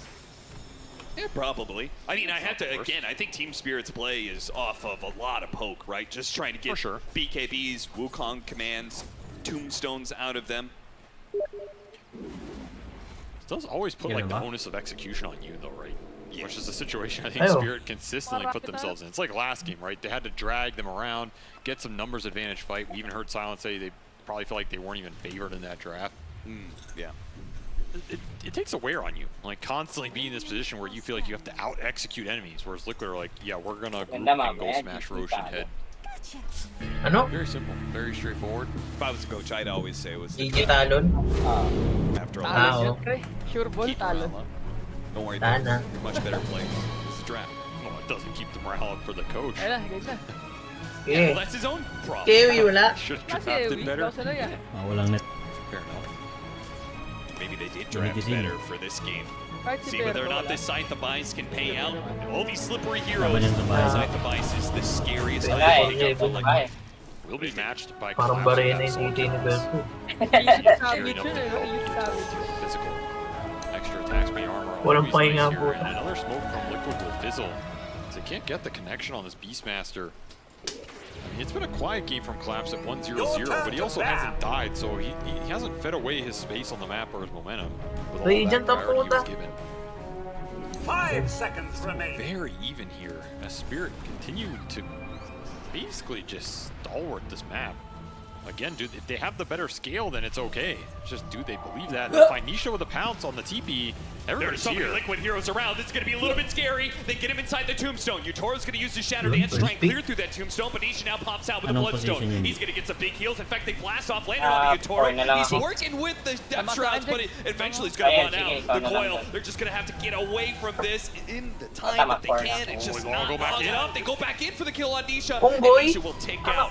Thankfully, the poison damage there. Laurel was able to deliver it, gets that kill. He's going to get away. Another Scythe Device is up in a second. It's actually Liquid that need to get away from this engagement now. Zai's left alone. Utoro is healed back up, and he's ready to go. BKB tried to go for the Scythe onto Laurel and get that kill. It doesn't last. The pounce, it's not going to be able to catch Zai just yet. Does he have another one coming up? Can he land this one? He does land it. Mickey's here, though. They turn around. Oh, Zai does die. Mickey's going to go for the kill on Laurel. 1-for-1 trade-off. Utoro trying to get away, out of sight, out of mind. If he can do it, the nighttime vision might just help him do so. He jumps out in the other direction. That life steal, though. Can't fight Mickey. He doesn't have back up. Doesn't land. Sino nga hawak? This is zero charges, man. He has got so many stats stolen, and he's getting even more off of Insania. 38 stats of Essence Shift. The dream fight for Yatoro. He goes and uses it all to take out the Tombstone, uses the Depth Shroud to get back out of the Wukong. They're all coiled. That coil was amazing by Laurel, by the way. He stalled them all up, buys time for the puck and the Slark to reset, and then you re-engage. Yatoro finds boxing on the backside. Laurel finds Nisha on the re-engagement, and then you're just off to the races with the stacks and another ult and Shroud coming off cooldown at the end of that fight. You still had a lot of gas in the tank here. This is the power of the Slark right now, and Liquid, they just can't lock him down long enough to let the AoE damage go to work. The second Yatoro is out here and you're all stuck in this coil, it's looking rough. You do find Collapse and take those auras out of the fight. You just can't protect Nisha as that grab ally was used early on. Ay puta, maangi pa These are nakalane the ko. types of engage, disengage, re-engage, disengage. Yatoro behind you, type of fight these are looking for right now, and it will result in a second Roshan going their way. That game was falling into a stalemate. Yeah, it was. And that was a very pivotal fight in terms Pre, of paano yung rebuilding nakuyo yung maraming gamit? Control shift, Laurel tapos got out here. I left-click think na T-Spear yung would have item. been insanely happy. Sure? Partially insanely happy. Yeah, Mickey did a good job of recovering some of that. His recognition of TPing out in the fight, realizing Yatoro's going to come back, it was going to be bad. He gets pulled into another fight that maybe they shouldn't have pursued quite as much. And Blink Dagger done for the Beastmaster, so some extra initiation off of what they already had. It's a lot of initiation, and it's a lot of aggressiveness that Yatoro can now pump out as Ay, he got Slark level pala yung 20 off last that fight natin. as well. So these essence shifts are going to build up quickly. Elven Tunic on top of it. He's tanky, he's got a lot of time in the fight, and if you give him those stacks, he just turns into a beast. 5,000 gold on top of it. He's got another item he can choose here. Thinking about the BKB. Maybe just go more aggressive with like an entire Scotty. Puputulan ko ng puno yan. Or fly of your own, I don't know. Yeah, there's a lot of good items here you can pick from. Parang walang It does mag-contest feel like dito. Liquid had a hope that their AoE damage from their Leshrac would be able to threaten the Slark when he goes for this Shadow Dance Depth Shroud play. But it clearly did not last long, and now it probably never will. In part because the Mage Slayer build from Yatoro, now he's got an Aegis, and eventually he's going to build a BKB. So that Leshrac will never be able to really kick Yatoro out. Yeah, that Mage Slayer paid off today. Yeah, it's a very good item for Leshrac. One of the best in the game, honestly. Whenever you're playing for Zero, if you can pick it up on somebody, it's always good and never bad, and that is just an entire Scotty bought out in once. That is pretty damn terrifying. It's still nighttime, and Yatoro's just gonna run it in here, no fear at all. He knows he is so much stronger than anybody on Team Liquid right now. And the thing is, this Slark, you can't really rely on this Tombstone Sabers, because he just sticks there and kills it, right? Yep. And the second you pop out, he can choose to disengage, you can choose to keep building the stacks. You So can't even if you necessarily save- rely on Wukong's command either because of the depth shroud. Yeah, that's the tough part of these fights right now. This is where this lineup is supposed to strike really hard for Spirit, as they can go and initiate and maybe not have to care about the team fight being thrown back their way by Liquid. They're gonna catch Mickey. They got a hawk on him. Laki naman ng Spotted him for a moment, but he's way into the trees. Guarded sa jungle. Yes, quiver and harpoon. They do have a high ground ward too. This down strike is gonna hurt. You line that up with a Hex, you might just be able to burst a puck or a support very fast. Nice. Guarding the ward there, but Yutoro, he just jumps in, immediately going for that Leshrac. Good stun there from the splitter. Will allow him to disengage without having to blow too much. Still kept his Bloodstone up, for example. These spells are just so low cooldown. It's a 45-second Shadow Dance, you know? It's up against 30. Yun. Gagawa mo kung buhay ka. Anything. Oh, if you find Mickey here, That's great hero to start taking away some stacks and taking away his BKB, who he's still looking to try and jump away to the trees, and he just can't get it. So even more Essence Shift, 72 agility up on the Slark right now from that ability. cost him nothing, whereas you had to pop a monkey BKB just to get out of your own triangle. These Spirits collapsing the map right now. One thing, he just hasn't run into Zai. He is yet to be punished, I think, by the Scythe of Ice. It's hard too. It's just hard to get the Scythe on Yatoro. You might not see him for half the fight.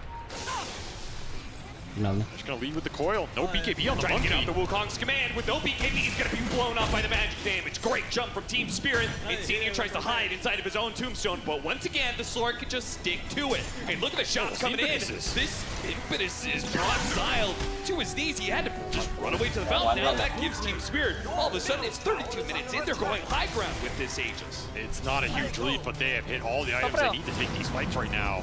There's no answer on the side of Liquid. But the Slark forcing the engagement. You have a Scythe, you have a Brute BKB, and you have this Leshrac who finishes a Shiva is pretty damn tanky. Just who you go on here. Yeah, How but you started di mo this. sinapak. Are you willing to commit in when this Slark is building the stacks and he is building them fast? Mapochka is scaling up too, like you kind of wanted to see. This is what you want here. Got the Hex on a Boxy, just picking apart the supports when they can. Nisha using his Bloodstone now, but it So just many doesn't stacks. match Yatoro, whose damage is overwhelming right now. 42 Essence Shifts. This game Panalo was pa sail Spirit. over, Avery. I don't know what you do right now. I mean, you got caught off once on your triangle with the monkey BKB. It's gone. You get initiated on with Coil. Yeah, So nag-high you're ground looking sila. at your Rax is just going down instantly. 168 agility. He's going to back out to make sure his Aegis gives him the regen, but that Aegis spot, it's going to become a BKB with his courier flying out right now. He's just ramping up so damn fast here. Came out of nowhere in pretty much Ay, 5 or 6 kanino yung minutes. This whole PK? game disintegrated kanila. for Liquid. And that is going to be a second lane with this ancient Rumble Hide.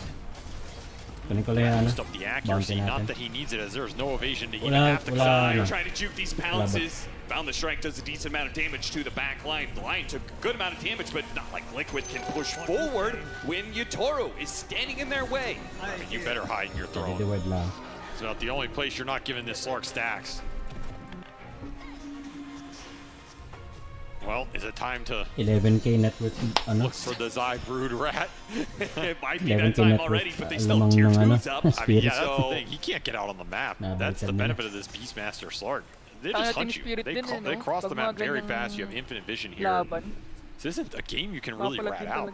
Yeah, once you have the advantage with this kind of lineup, you've got the Hawk for extra vision, you've got the Slark taking vision away from Team Liquid. So they're always blocked. Team Spirit feeling very Parang good last about the year, position. kailan gusto mong Dark Making Horse this ah. Undying look Kaso horrible as well. nagtuloy-tuloy This kasi would sa be a pretty big medyo. strategic win.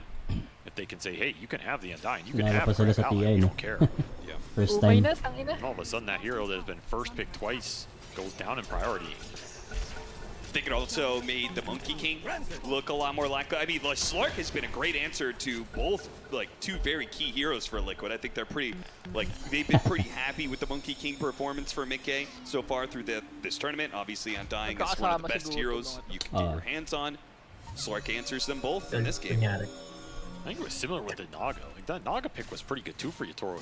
You just couldn't scale into the late game with it. Here, he is just going to continue to turn into a bigger and bigger monster. Liquid not done yet. They're gonna go for a flank play. 3 heroes smoked behind Team Spirit position. They might not expect this angle. Sight being used onto the Enchantress. Yatoro is like, okay, now it's my turn to strike.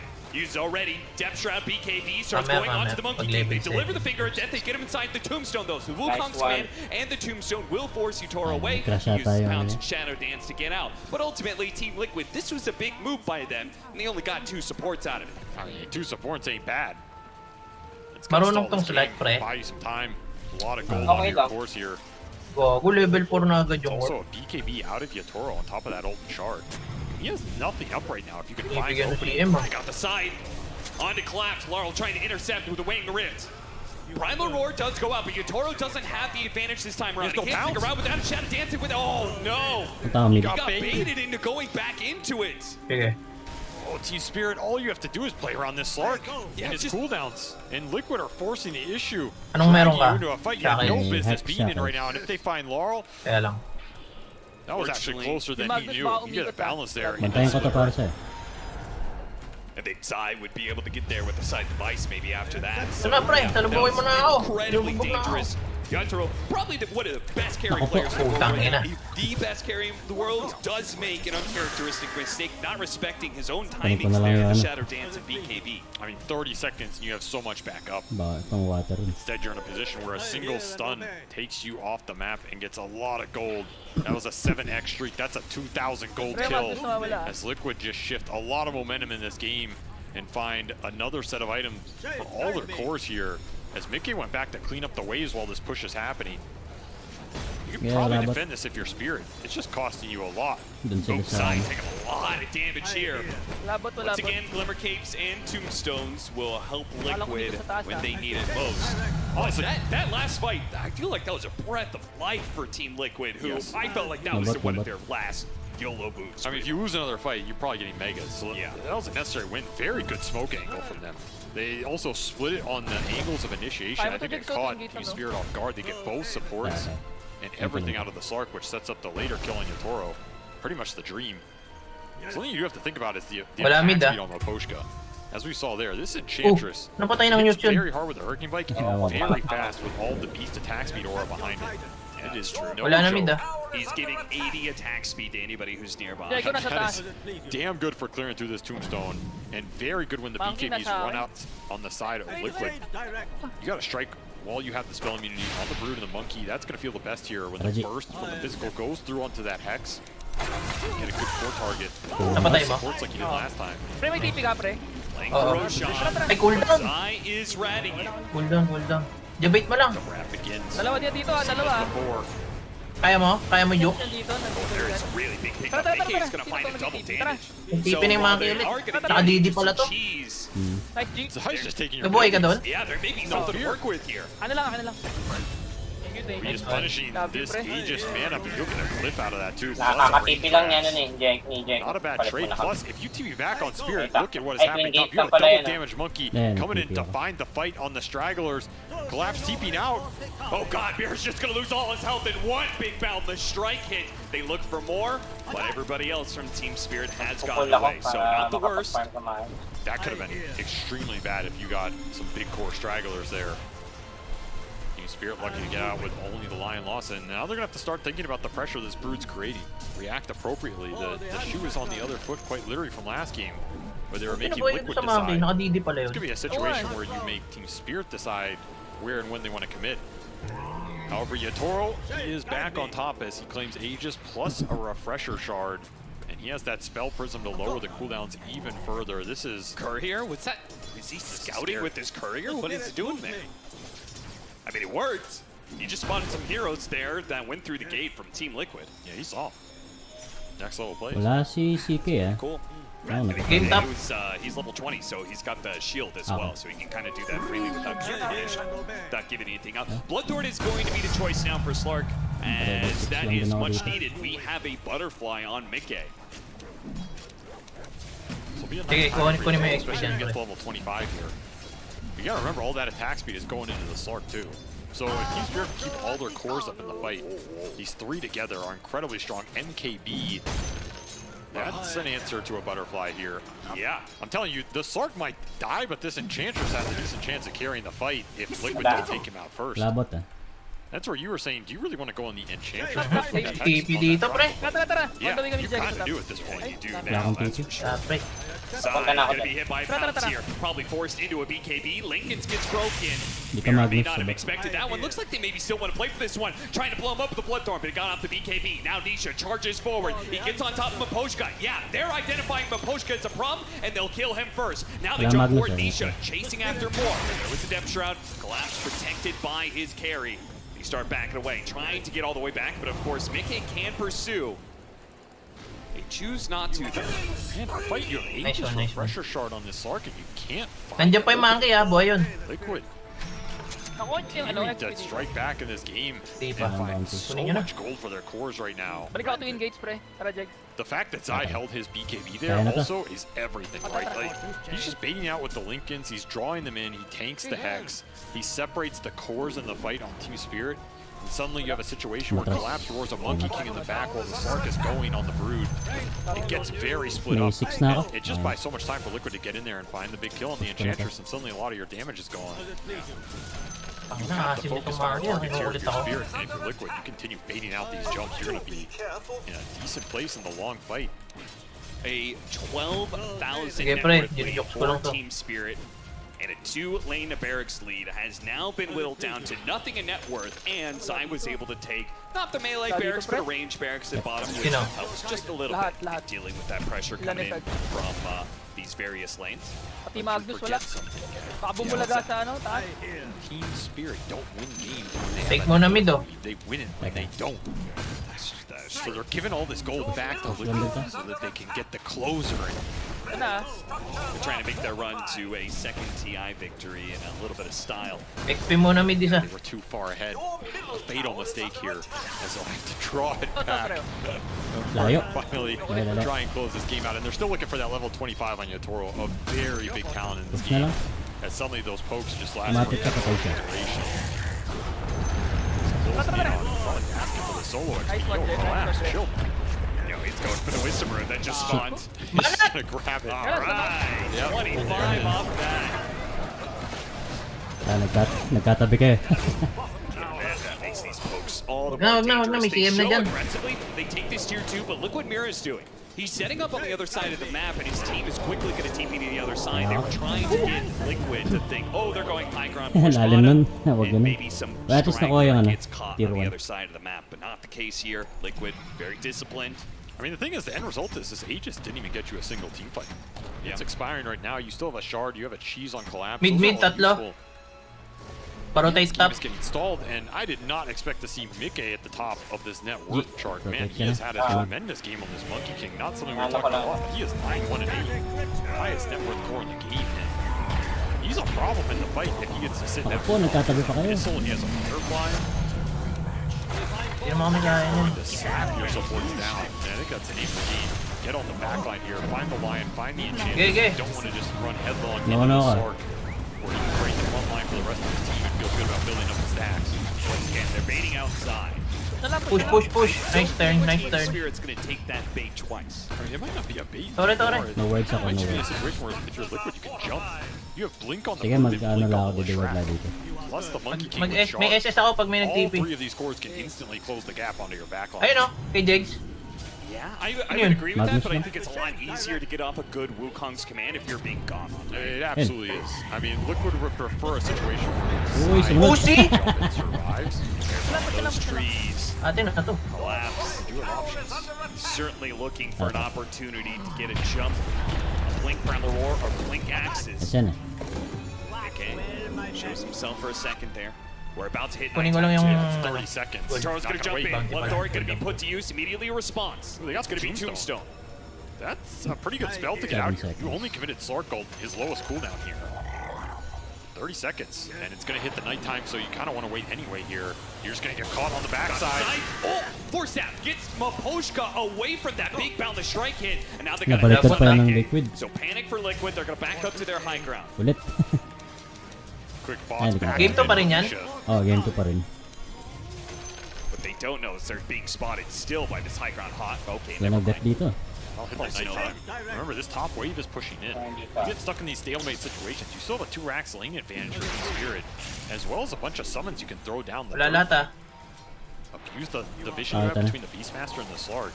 Should be a tough game for Liquid to find the opening in terms of initiation power. It's kind of on Mickey inside going in with the Broodlings.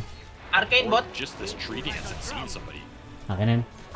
He's constantly spreading it out. He actually blinks signs forward on Laurel. Cole's going to be using Insling breaks it. He's got the Setix cap, so that's actually a really good way to both be initiated on and deal with the coil as well. Quite the bait right now. Zai continues to force the frontline action. And Team Spirit will retake control of this bottom lane, shove it back in. They have the racks on. So this feels good if you can sit around this lane, push it into Liquid's base, and force a new orientation for them. Of course, the Hawk's gonna see Mickey in these trees. Sa CM, really careful about this flying vision. Yeah, it's so hard. Even if you have a gem, these Hawks just are sitting in the trees. Nakuha niyo na yung wisdom? You show for a second, Collapse is gonna blink for you, and you're getting cut down. Kita kayo. Ingat kayo. Kita kayo ng word nun eh. Split Earth, both being used. Nag-divide yun dun. May patipi na dyan, nawala yung bot. I-morphling yan. Sige, inuulol ko lang yung mga dito. But there's a split Earth to stop his TP away. Liquid once again finding a little bit of an opening. And that was off Laurel showing top. Yeah, like he went top during that sequence. Toro almost might have died there if he didn't get that force that Wala na yung monkey pre ah. And the Earth Spike. That was the two very crucial moves from Team Spirit. Very clutch support play here to keep the fish alive. As Team Spirit struggling to maintain control of this game in the late game, which we thought was pretty favorable for them. And we're talking about all this poke and the in and out, the disengaging. Yatoro has not found any essence shift stacks in what feels like 10 minutes here. And he's got more AoE damage to contend with now. Level 25 for the Leshrac. Plus 25 Diabolic Edict Explosion. So if he's alone against that Leshrac, that's a the big damage is amped up a lot. Yeah, that's very big. It's also big in these base race situations. Okay, TP out up. A potential point where you kill the Slark and you try and throw him before he comes back up. Speed it to work. Long port eh. Easy. Bots are coming up for all of Spirit as well. You have the bots on the puck, the bots on Collapse, so they're going to be able to push in this bottom lane and still join a fight, which in theory can always force someone from Liquid to show. Of course, they also have bots on the track. Send Nisha back, let him clean up the waves. Give you some context of how much damage Diabolic Edict can do. It does up to 1100 damage, but once you get the talent, it goes up. Uy, putang ina yun yung pasukin! Nainikot ko. Kala ko pinatay niya ano eh. Ay, sa likod niya. Monkey. It is pure. Hindi alam, naka-invi siya. Lagay mo sa... Shit, G. Sana nilagay mo. Labas. Huwag ka lang yan! G, labas! Yeah.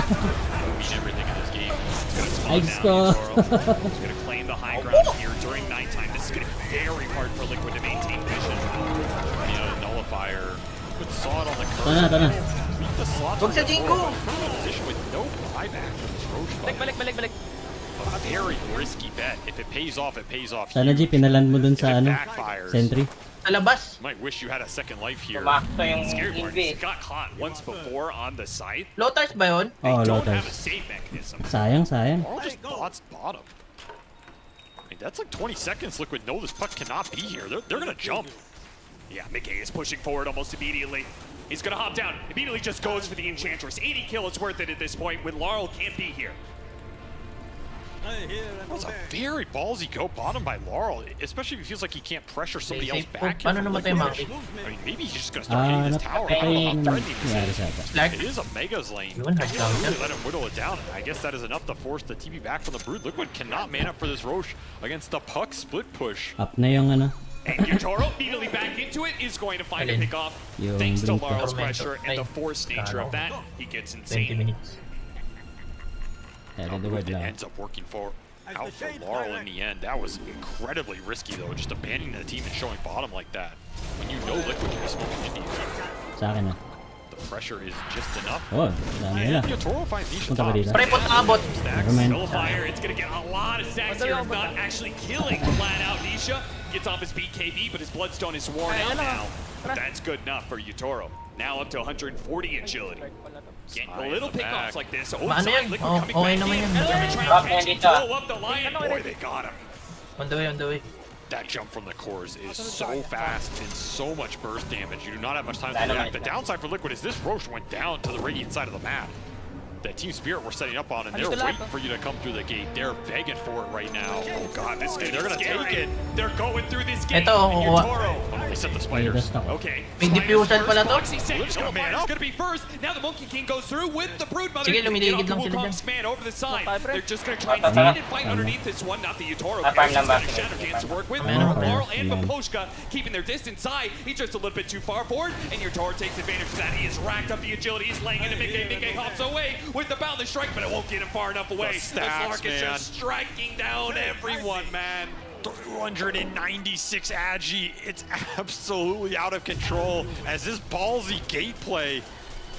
I guess they sent the Broodings and didn't see anybody and said coast clear. It was definitely not clear. That boundless strike shard also put Mickey in a really weird spot, and the Wukong ended up being far to the left. No one was ducking it at all. And Miposhka just laying into you the whole time with this Enchantress. That is going to be another Aegis on this Slark, as he is going to collect his prize here, and of course the real prize, all of those Agi stacks, man.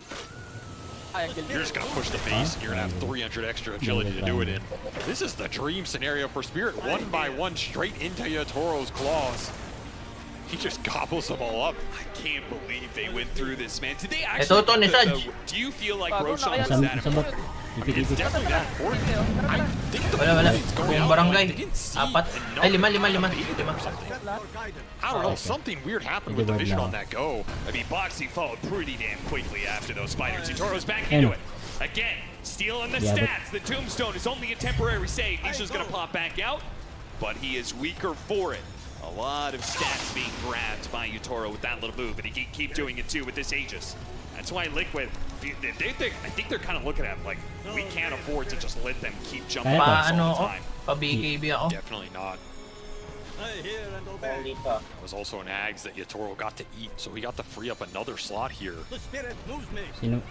Loses nothing to hold on to Aegis right now. His stacks are wearing out from that previous fight. They're ticking down right now. If you want to hit a building, you want to hit another hero. Your clock is running out. Nice. That was nice, but Yutoro has racked up those stats once again. Big hit on the Enchantress. Once again, trying to target her. Back. Pull bounce, and that's going to be good enough. BKB's used May Monkey sa likod ko, push. He has the talent Wisdom rune. to pierce the debuff immunity here. Take mo na, Papi. He's going to buy back. Yeah, they see all those BKBs, and they say they can't fight us without that. It's time to go. More pressure coming back up for Yutoro, so he's going to have double. CM kita po. Gago, not have to wait for this cooldown. Gago, sakit. Continue to wear out a bit. Ayan! Tapos lang, di ka. At some point, Yutoro, I think, can just commit. Aegis refresher. He's going to jump onto Nisha once again. Monkey, found the shrine, trying to stop him. Split her. But he already got away. Yutoro doesn't get hit by that stun, and they're losing Yutoro's creating so much space for the rest of his team, and they might even kill Nisha. In fact, he may be killing Boxy as well. They're going to pop out. Backline looks like Monkey King jumped in, but he got wrecked by Miposhka. That natin dito sa Serpent. Your glass is absolutely gone as well, so that'll be guaranteed Megas. It's just a question of does this game end right now in Yutoro's hands. He has rebuilt the stacks, 200 plus more Agi. Cannot handle this. Liquid know it too. They call it. Ooh, we are getting a game 3 here, and it is a juicy one as Spirit have found their footing in this series and strike back swift, hard, and fast. Gago, pre, galingan mo. Stacks for Yutoro. Okay na yan. Liquid did not find a strong and early game this time, which created more space. The comeback was very nice though on the map. You gotta remember, that game went up to like 13, 15 i-kakait ko dito sa torre. Gago. Ba't naman kitang-kita yung pipi mo, brother? Matras sila. And the shard to get on top of the backline. Matras isa. Talaga natin yung... You might be able to win that game and put the Slark in a position where he can't... Pinta po, free pulls. It's just, I go back to that gate play. Yeah. Something weird happened with that play comms-wise. It was either a vision thing, it was either just a, hey, we're going to fight it, we just go through. Maybe it was they felt like they couldn't win that game without contesting that Roshan. There's no other way to do it. Whatever it was a ballsy maneuver that landed them straight into the depth shroud of Naikutan pa pala. Game 2, we're headed to a game 3 now. Nagabang pala. Magaling mag-RP. Oo nga eh. Game 3 yung ano? Game 3 on our hands between Team Spirit and Team Liquid. The upper bracket final continues to excite, continues to titillate BSJ. This is a situation where for some time, it seemed like Liquid might be able to close this one out. They were pressing on the buildings, they were pushing in all of the lanes, but then that one fight happened in the top lane and the entire game changes. Yeah, we heard from Sion, the coach, after the draft. He said that they liked Nag-push sila sa their bot, scaling pero a lot baka better mag-ping. than they did previous. They knew they were going to have issues in lanes, so it seemed like Team Spirit just had a really accurate idea of their win condition in this game and how it was going to play out. And Team Liquid, I think, surprised them a bit with that comeback, as the casters were mentioning. But at the end of the day, Team Spirit out on top. Yeah. If you give Yatoro carry that can carry the game on his own, he's just doing so much. Especially the last fight, he understands that we already took two sides. All we have to do is take the megas and then we take the fight. They don't have the BKBs, but he's been really nailing it. And this is the fight. It's very ambitious. He almost breaks him out of Wukong's command. So nice play from Boschka there to just be able to use Hurricane Pike. Doesn't happen in the end, but Yatoro's going way too ham. I like the itemization on him, going for refresher, having Aghanim's, having the shard, so double all of these things, double ultis. He doesn't care too much about Leshrac having also Mage Slayer. This is how Tundra pretty much won PI damage reduction overall. And against Leshrac, we've seen it time and time again. This item just works miraculously. Yeah, I mean, when they were going through that, they were all smoked basically. Yeah. So the spiders come through, there must be nobody here. And then Boxy comes through and they all appear and they're like, oh shit. Well, they have to commit at that point. So either they didn't expect them to be there in time, or they matino naman mag-farm yung flat. anyways, but Boxy kind of got just shredded by the nullifier, and that fight went catastrophic. Yep, that's an example of how Vision can win games. And at the very end of the day, free foods. Early on, it's like, okay, I'm trying to help him control the lanes, but he realizes very early on, as he did in the prior series, if I just itemize for damage, we can have an additional source here. And there was that one fight in the top lane. They're going on the slot, and we're controlling slot, but you always forget about the rainbows coming in from this Enchantress on the side. Yeah, it was something we saw much more earlier in the tournament. The last couple of days, the Enchantresses have still been effective, but they haven't been as much. Oh, yan. Patay na yan. Nice one. Yeah, he talked about it when they play against BB team, about the itemization, neutral items. He wasn't unable to carry the game on his Enchantress because he's like, there's no Crowboat, there's no Enchanted Quiver, there's no Pirate Hat, there's literally nothing to carry the game with. This time around, he gets, I believe he's even finished off the MKB as well on top of the Hurricane Pike, so he was ready to carry from that position 5. Speaking of carrying the game on BSJ, the last time we saw Zai play the Brood Mother, he itemized for a pure carry from the offlane. Echo Saber, Butterfly, Nullifier, these sort of items. This game a bit more different. The Lincoln Steel, the Hex.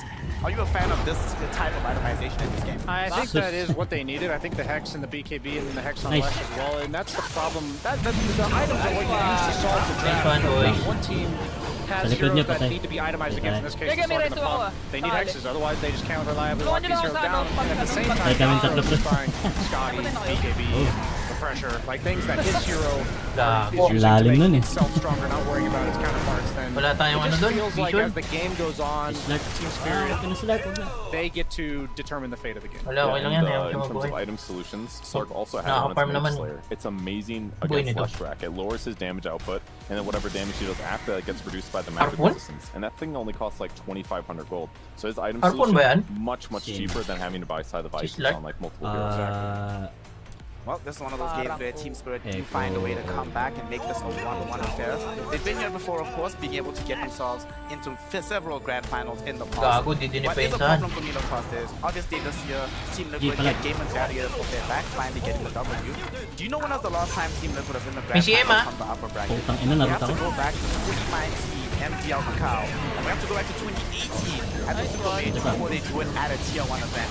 And I know these stats don't really mean that much, but that must be weighing on their minds. Yeah, I mean, they're definitely not thinking about, MDL Macau. You remember when we, this was the last time.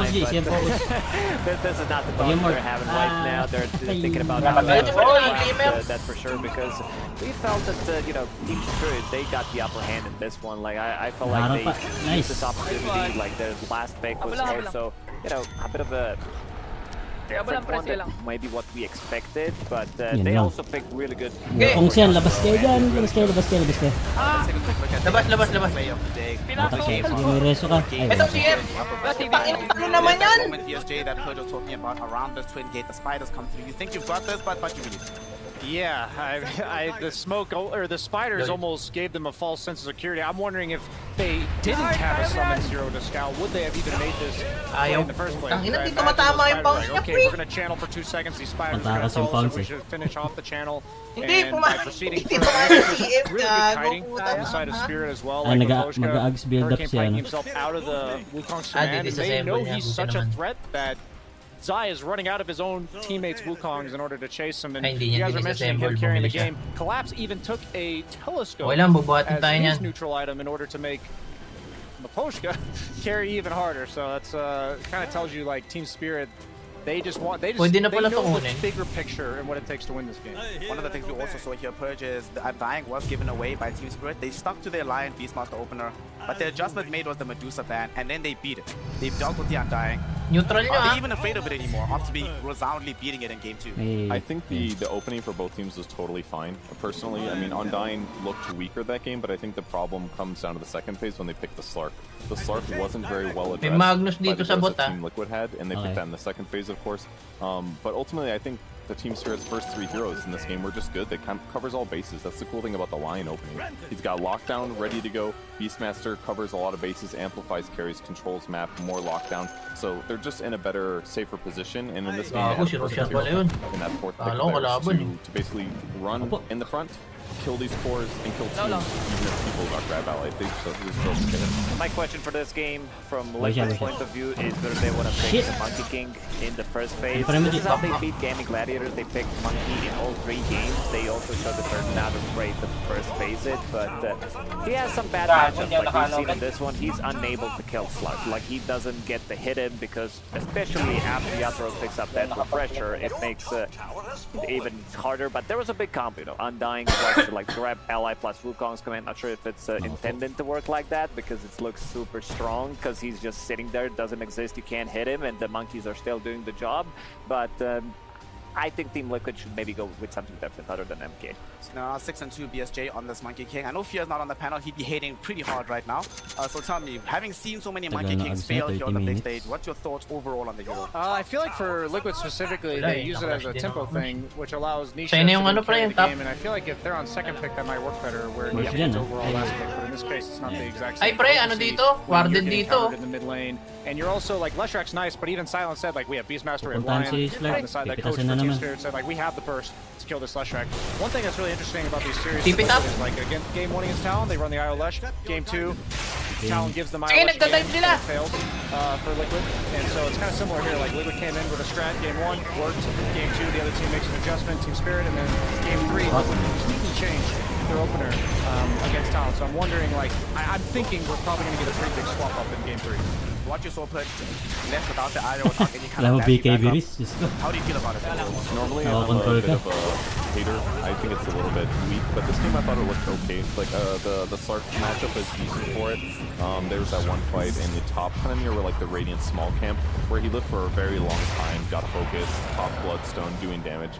That was impressive because normally Thresh just seems kind of like the Bloodstone's not what it used to be, basically. But that game, it looked generally okay. I just feel like the Slark and the Mage Slayer itemization that he bought was just too perfect for undercutting it. I think also one of the issues that they had is not enough control, why Slark was such a good pick and why Broodmother had to itemize for Hex. It's just people run away from Wukong's command. They also run away from Leshrak, saving tools, these multiple force staffs on side of Team Spirit did allow them to kite the team fight and not sit and fight inside the Wukongs.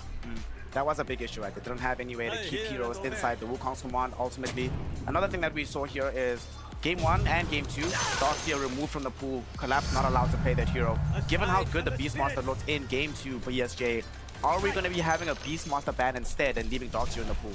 Maybe it's like if you ban out the Medusa, because even though we felt like the opening with the Monkey King was fine, at the end of the day, at minute like 3, Collapse was #1 in CS on Beastmaster, and that compared to the first game, he was like number 5 or 6, where the Medusa, like usually Undying is paired better with ranged heroes, so if they're planning on going with that Undying and they don't have another Medusa in this case, then Beastmaster might be worthy consideration, Ben.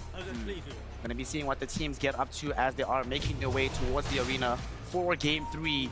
Team Spirit, of course, trying to get themselves back into the Riyadh Masters Finals, which they were a participant in their last year. Team Liquid, obviously no stranger to getting into the Grand Finals, but usually in the lower bracket. It's a very scary game to drop down though, because the teams in the bottom, I'm not trying to play against a Talon or a Liquid or a Game and Gladiators in this kind of situation. Like, it's very scary in the lower bracket. That's what happens when you're at top 4 of the tournament. When there's 20-some teams, like, it's spooky no matter where you go. You just have to do the best you can. You can't even think about lower bracket versus upper bracket. It is just the games in front of you. You just gotta have the better draft, and you gotta play well, and or just have an equal draft and play better. That's also a good option. Ingat ka, nasa yata rin. Make it sound so easy, Lacoste. Nandun na nga, nasa na nga. The main stage. Good luck. These pros are very familiar playing on the main stage as well. One of them has to drop down, so you know the comments are gonna be, yeah, the ex-player, the team that lost, yeah, they should have done better, kick this guy, whatever. You know, these are the best players in the world for a good reason. There's a reason why they're here, and it's really showing. You know, the Dota, like, not just the entertainment, but the quality of Dota is through the roof. And we see it, like Team Spirit, a team like that, they don't give up. And after seeing them relatively stomped in game number 1, second game they immediately come up with a solution to what Team Liquid's gonna bring at them, and they counter it. Yeah. Not only did they come up with a solution in BSJ, it's another new hero for Yatoro. How is this possible? Like, what the hell?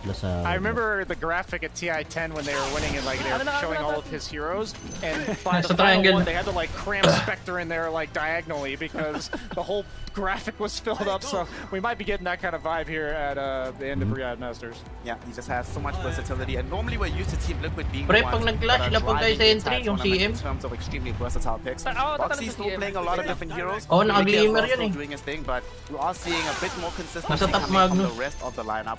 And going into this third and decisive game, if you are Team Spirit, we saw them obviously winning with the 18th pick slot here. You want to be getting as early in the draft as late as possible. It was a really good Slark pick overall. Brian really liked it. I thought they might go with the Wind Ranger because it was also a good Wind Ranger game. But I feel like you gotta give him this win condition. Like Yatoro needs to explode, and we've seen it so many times throughout Masters that if he's on win condition, he's gonna be the one like pushing the limits on the hero, same as he did at the start. One thing I was asking about Game 1, or after Game 1, Kurt, was about the vision control from the side of Team Surge. This game, they did not seem to have as many problems dictating movements around the map. They had much better vision. And I think it also helped that Collapse got also such a good start. That way, he's not dying on the map. He can provide them that advanced vision with his Sun. Yeah, network advantage is huge. You get to stay in your lane, your supports can leave, and you can just get free farm on the best creeps in the game, and then using that gold, you know, kill tower, etc. Lumulusot sa ano yun, diba? Sa BKB. If they were spotted somewhere, they knew they could figure it out. Maybe he doesn't spend a huge amount of time on it, but at least they know ward in this general area, they can adjust their play later. And then by them not giving vision, it makes it easier for them to actually find and engage. Na lang ako dito, pre. So just yeah, the Slark definitely helps there too. Just a little word ako dito nila. Yeah, the Enchantress as well to help you out. Just very smart stuff coming in from the side of Team Spirit.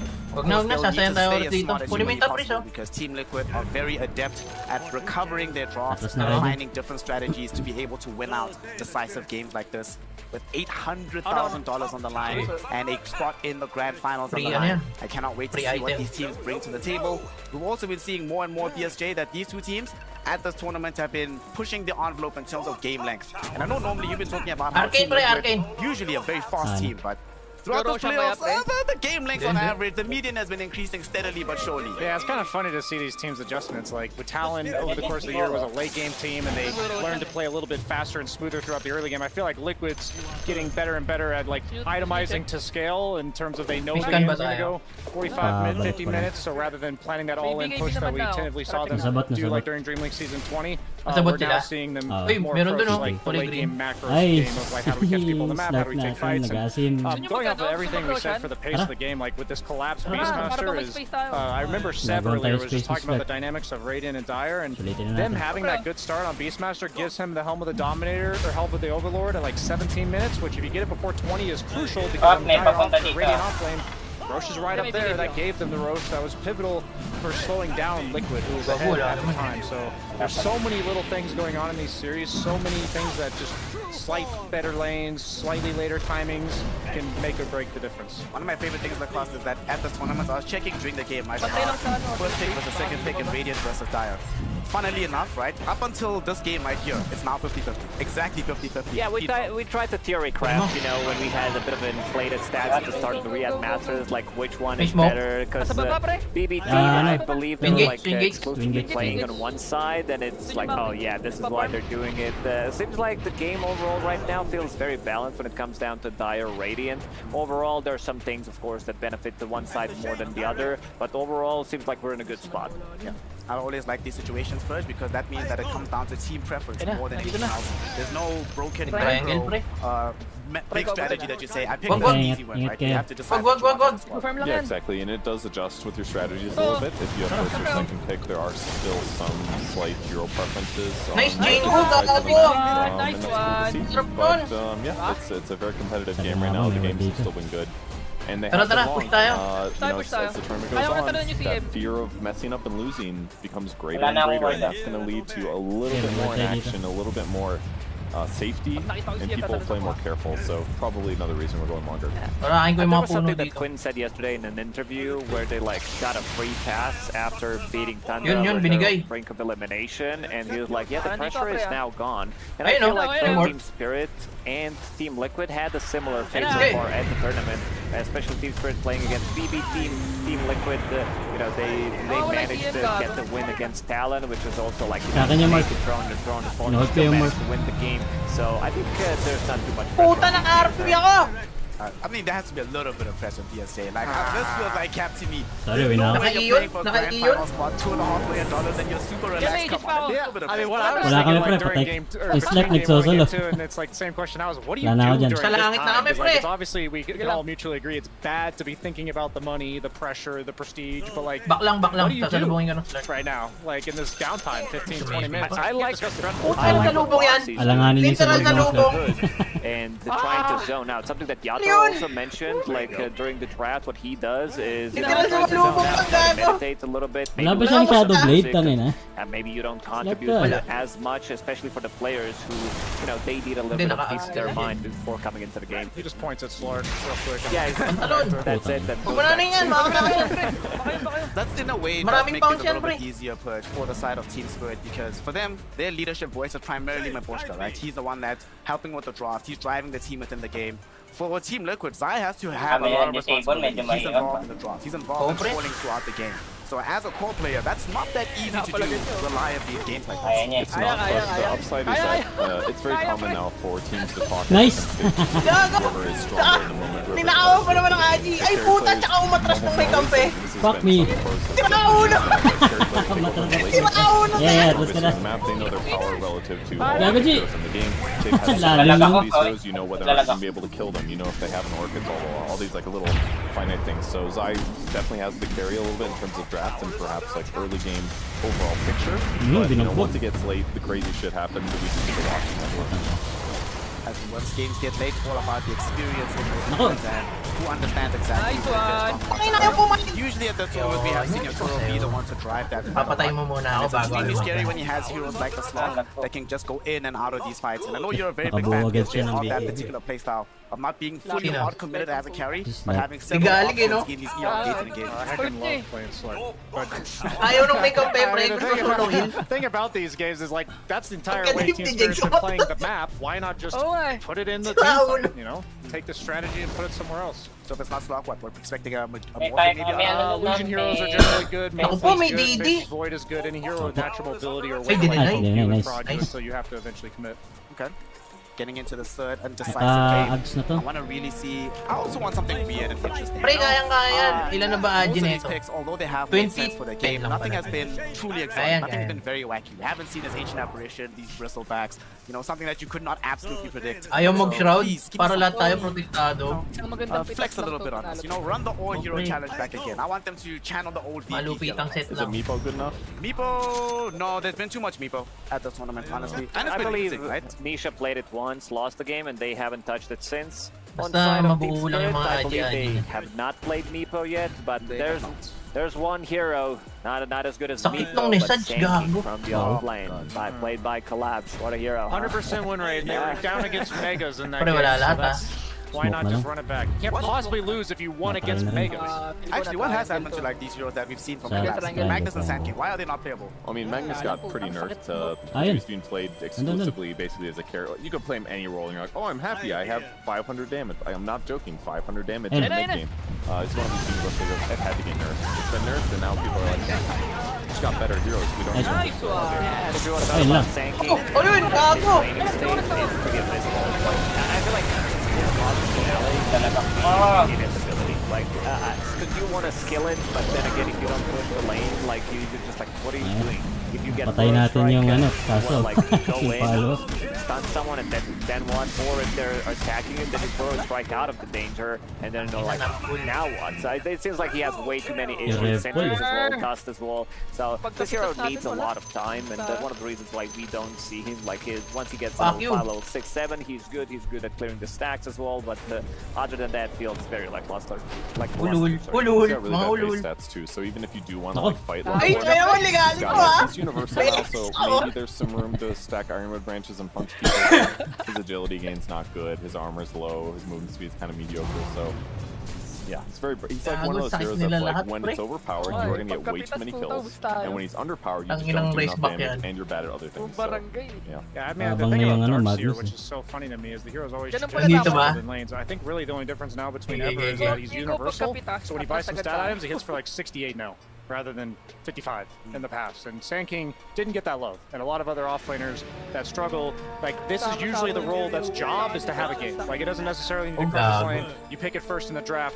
Collapse isn't expected to just, you know, go 3-0 top and kill the tower in 7 minutes. He's meant to have his timing so that his team can rely on him and they can pick the better matchups later. One of the heroes that's also remained unpicked at the chill life tournament, muna and a ako hero that dito. Yotaro has Hindi ako eh. traditionally performed Ay, extremely well nagsilabasan na pala on. I kayo. want your opinion on this, PSJ. Where the hell is PA? What changes need to happen to make her viable again? I mean, I feel like when I think of PA, I think of a Battle Fury hero, which generally is not good unless you're Juggernaut, and I think of a Desolator hero, and if I'd rather be Monkey King or TA. I think so. I think she's got the case of like what her role in the game is. Somebody else does it better. Yeah, there are so many times where Phantom Sige, gaya na Assassin to. feels like if she's pushed out of the lane, maybe you invest it into Orb of Corrosion because you want to fight, then they get their timing, they get their level 5, level 6. Gago, You're sakit. pushed out of the lane, and then you're level 5, 6 Templar, sorry, Phantom Assassin, who's trying to farm jungle, and it's not very Pitas-pitas. Pero play safe muna tayo. This hero too. Is Play it safe ever muna, viable? play Have you safe. ever seen a game where you're Ang like, dami nila kasing ano, AOE pre. See, if you play it support and you get Puro 5 boys kills pa. to start the game, you buy that flak tree Lugi naman real sila quick. pag high ground. You know, that like 3-minute flak tree, Oo. you just dominate. Kaya hindi nila kaya yung flag sa late Yeah, game. totally. That's all it takes. Phylactery PA. Yeah. Please tell me you Don't played forget this. the 5 kills. The 5 kills. Gago ka. Paano ka na? It's all Ayun na. about that level 1 Oh, I smoke. forgot. You have to smurf when you do it. That's how that's Jabait Right, yan. I see, Ay, hindi. Okay, that's the only way the hero He's can not crack. condoning that. Not that I would. Wala. Ayan, debate na yan. Clarifying that. It sounds like he has some experience in playing this one out. Right now we are Laki ng currently AoE finding a yan, server. You know, a bit of a slow day from the Valve side. of Patay things. ka pre. Ay, nag-buyback. The teams, Pikon. this is when it starts to Pre, come into pinatay mental ako. pressure, making sure you stay Sakit calm and lang. collected. Back na. There's not much else you can do right now. All you can do is talk about Dota, talk about this next game. Mahaba ba to? There's no Seryoso. Spotify for you to listen to. Pre, at There's no least Twitch for you to ginamit watch. nila yung It's buyback. just the Dota game. And at this point, is there a risk PSJ of over-preparing for the next draft? No. I imagine there was like an X amount of time these DCC teams are used to talking. Reddit. and then Teka, they're ano ko lang din, now just unlock ko lang rolling din with it, sa you know? baba. Like I imagine they're all doing their music. Hey, Maybe GG. they've loaded up an overthrow lobby at this point. Like maybe some CS trainer, maybe some Tetris. If I'm allowed to say that, I'm not sure. Dota's the greatest game. We don't talk Gago about the pre. other ones. Primal There's na no ako. other Lalambot pa There's ako. no na. other game. Although the Gamers 8 tournament is a celebration of Sakit, lots and may lots of nakadeso different ba? esports, we are here to celebrate Dota 2 and get into our Ay, mas third game battle in the to. upper bracket final. Team Liquid versus Team Spirit. And Team Liquid, they have first pick. And here is the adjustment heard. They look at the Cholong positive eh. and they say, you know what? Collapse is the issue. No Beastmaster for him, but that does leave in his Darkseer as well. But Sorry naman Team ako Liquid eh, has kunyari first pick, di sadya. so they could now leave Darkseer, and if they so wish to pick it, kind of depends if Deuce's banned as well. Will change things up a Gago. bit. Yung bubuhay ni G. Don't you just leave Dusa in and then you try to nab the Undying and Medusa if it's available? But if you leave Deuce in Ano and siya eh. Darkseer Kailangan still natin ng available as AOE na well, matindi. Nangyari kay Jing nga. 26 look like Darkseer. Ewan ko dyan. Right, so it's those two, if they both make it through, are kind of like an interesting question. Baka pumunta sa inyo. Team Spirit beat Broodmother. The question is whether they leave it in the pool. Nag-crash Eh, daw ba yan? PC. Nag-crash One, daw I believe PC. the hero is uncontested. Puta, nalipat sa kanya Second yung game, they ano. left it Sabi through. mo, watching Now anime. it's like, Gago, pinatay ni it's Jobert like you yung want to wipe. pick it. They also left Io. They also left Io Lesh combination. So it feels like Team Spirit, they have the answer for it, or at least they think they have the answer for it, because Team Ano, Liquid race na had the pala ba ng opportunity Jujutsu? to pick it and they didn't.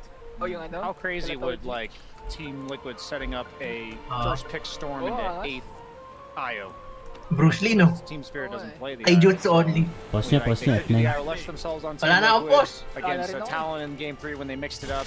They ended up nag-pause leaving daw a Darkseer ako. in for Talon, but then picked Rubik first as like a way to counter the team fight, and then set up the Void on Yeah, 8. sila. So there's definitely a lot of different nuances to the way Ano naman Liquid bawi could na be spec? approaching Ano this, ba and I'm pwede sure kong Team Spirit, buuin we para already saw them pangontra? whip out Okay, the no? Slark because Gaiman used it against them, knowing that it works, and Gago, pre. obviously, Patay Yasuo, ako. Baka master dyan. tier Ayun, Slark walang player, Slark but eh. I mean, look how much time they're spending on Kayang-kaya niya, oh. second Nakapog opening lang. ban. That's maybe a Kaya niyan, pre. 2v2.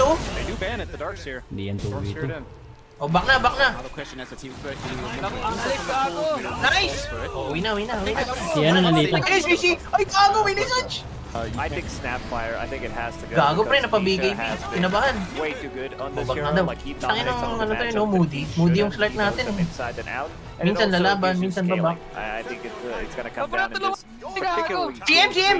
who's gonna Gago, scale iniwan ka na, better tol. into the late game while also having some. Ayun, hinakan niya yung CM. I think Likod niya. it has to be Snap right. Tulungan niyo kami, gago, tara! They snap pick. Kakabuhay ko lang, ha? Can't leave Medusa through because if Team Liquid, Dami Team Liquid's not Sakit. gonna pick because they respond Gago. to anti-mage, so they're gonna pick something generic. Gago, wala. It's more complicated. I feel like this is fine. Yeah, the snap was great. Misha was incredible. Eh, gago, binubutas yung top. Just a cookie and an ulti. Sakit na ng work, But gago. I like the Team Spirit's breaking the combo lead. Wala, may buy pa. They do not want to give them faceless void Reggie plus nag-iisip pa. Snapfire. So this has to be mid Snapfire just because of the matchups and the. Message na lang What do you problema want to namin, pick? kaya Like, na do you namin want to ito pick something that is straight good against faceless void here, or you want to get 4 or 5 here? This is like such a smart Enchantress pick because Liquid, if this Enchantress was any other hero, they would just snap pick Lycan right now. So I know that's why they're protecting in the Void with this Enchantress. Void generally doesn't like these summons off laners because he doesn't defend his tower at all. So I wonder if Team Liquid just Putang ina. jams the Lycan here anyways, but I think you probably don't. Gigi pa yung bot. Let's see what they're gonna go for on this 8th pick. They're undefeated with like I know. 8 out of 8 games. You know, if it's time to push it, it's probably the time is No, now. hindi makakatulong yan, I think boy. it when it's an ideal like game. You know, they're not one of those teams that's like, Kahit sa ilo, umaaray siya. 8 out of 8, yeah, let's pick it. First pick it. Like, 8 out of 8, that sounds great, mate. they gotta pick it at the right time. And yeah, if it's countered by Enchantress in the lane, that sounds like a big bummer. Could be a great bait, mate, but you know. Ilo lang yun? Oh, ilo lang. siya? Oh. Really taking their time with this one. They've actually burned through a huge contingent of their reserve type, but they come back for the morphling okay. here from Mickey. Alright, what a way we've seen Liquid play this hero quite a lot in 2023. I'm getting, this is like, so this reminds me of when Sumail CM, oh, was nasa ano, against triangle. Laurel, May post tayo. and in the first game, Team Spirit first Wala. picked Ember, Ubus and na then post. in the next game, Sumail was like, give me first pick Ember. And the reason why I say this is because Mickey played against 23 Savages, Morphling, Pag maaras as tayo, baka may Void, pag-asa pa. in the Nay, game malabo 3 of yan. Talon versus Sobrang Team ayos yun. Liquid. So now Mickey's like, give me Ayan, the ayan. Morph versus the Void, run it back. It's pretty hype. It's pretty hype indeed. Team Liquid removing away the Laurel Storm Spirit, not being allowed to play his preferred hero. What can you do? So, gonna have to adapt a little bit. His puck was pretty decent though, able to win them game 2. Madidisi ka na, But you G. definitely want a little bit of additional damage into those bubble killer costs. Yeah, for sure, you're gonna need some kind of a setup Inaan because post kasi Morphling na doesn't itong give mga you that. puta na to eh. Like Morphling against Faceless Void as a response, I got because you, you're always fam. gonna have a Bago target to group na sa turn akin, kita niyo into, yun? have a Sa- time oo nga. way for like your catch potential if you win a team fight, if you Palag ba? survive the chrono. Oh, gago, And wala, also, wala. Malapit kami ni Jegs. Something that we've seen these Tara. carry players, particularly Takbo in muna. these matchups, May pick BKB up okay. early on, Ay, po muna. just to be able Wala to kang big. survive it. I Ewan like ko it kung kaya now. ng BKB yan, huwag ka na Team Liquid mag-BKB banning ko. out Laurel's Sa Storm second Spirit. life A mo lot na. of teams here have been Oo. trying to Tanong ko na lang muna. counter Lapit kayo Snapfire agad, from Liquid Oo, in the pre. first phase Do yun. with Storm Spirit Nope. pick. It has not been working out because Misha knows the matchup, but still gonna give Tara, respect. palag na lang. Kind of right? Like team Void, more. Oh,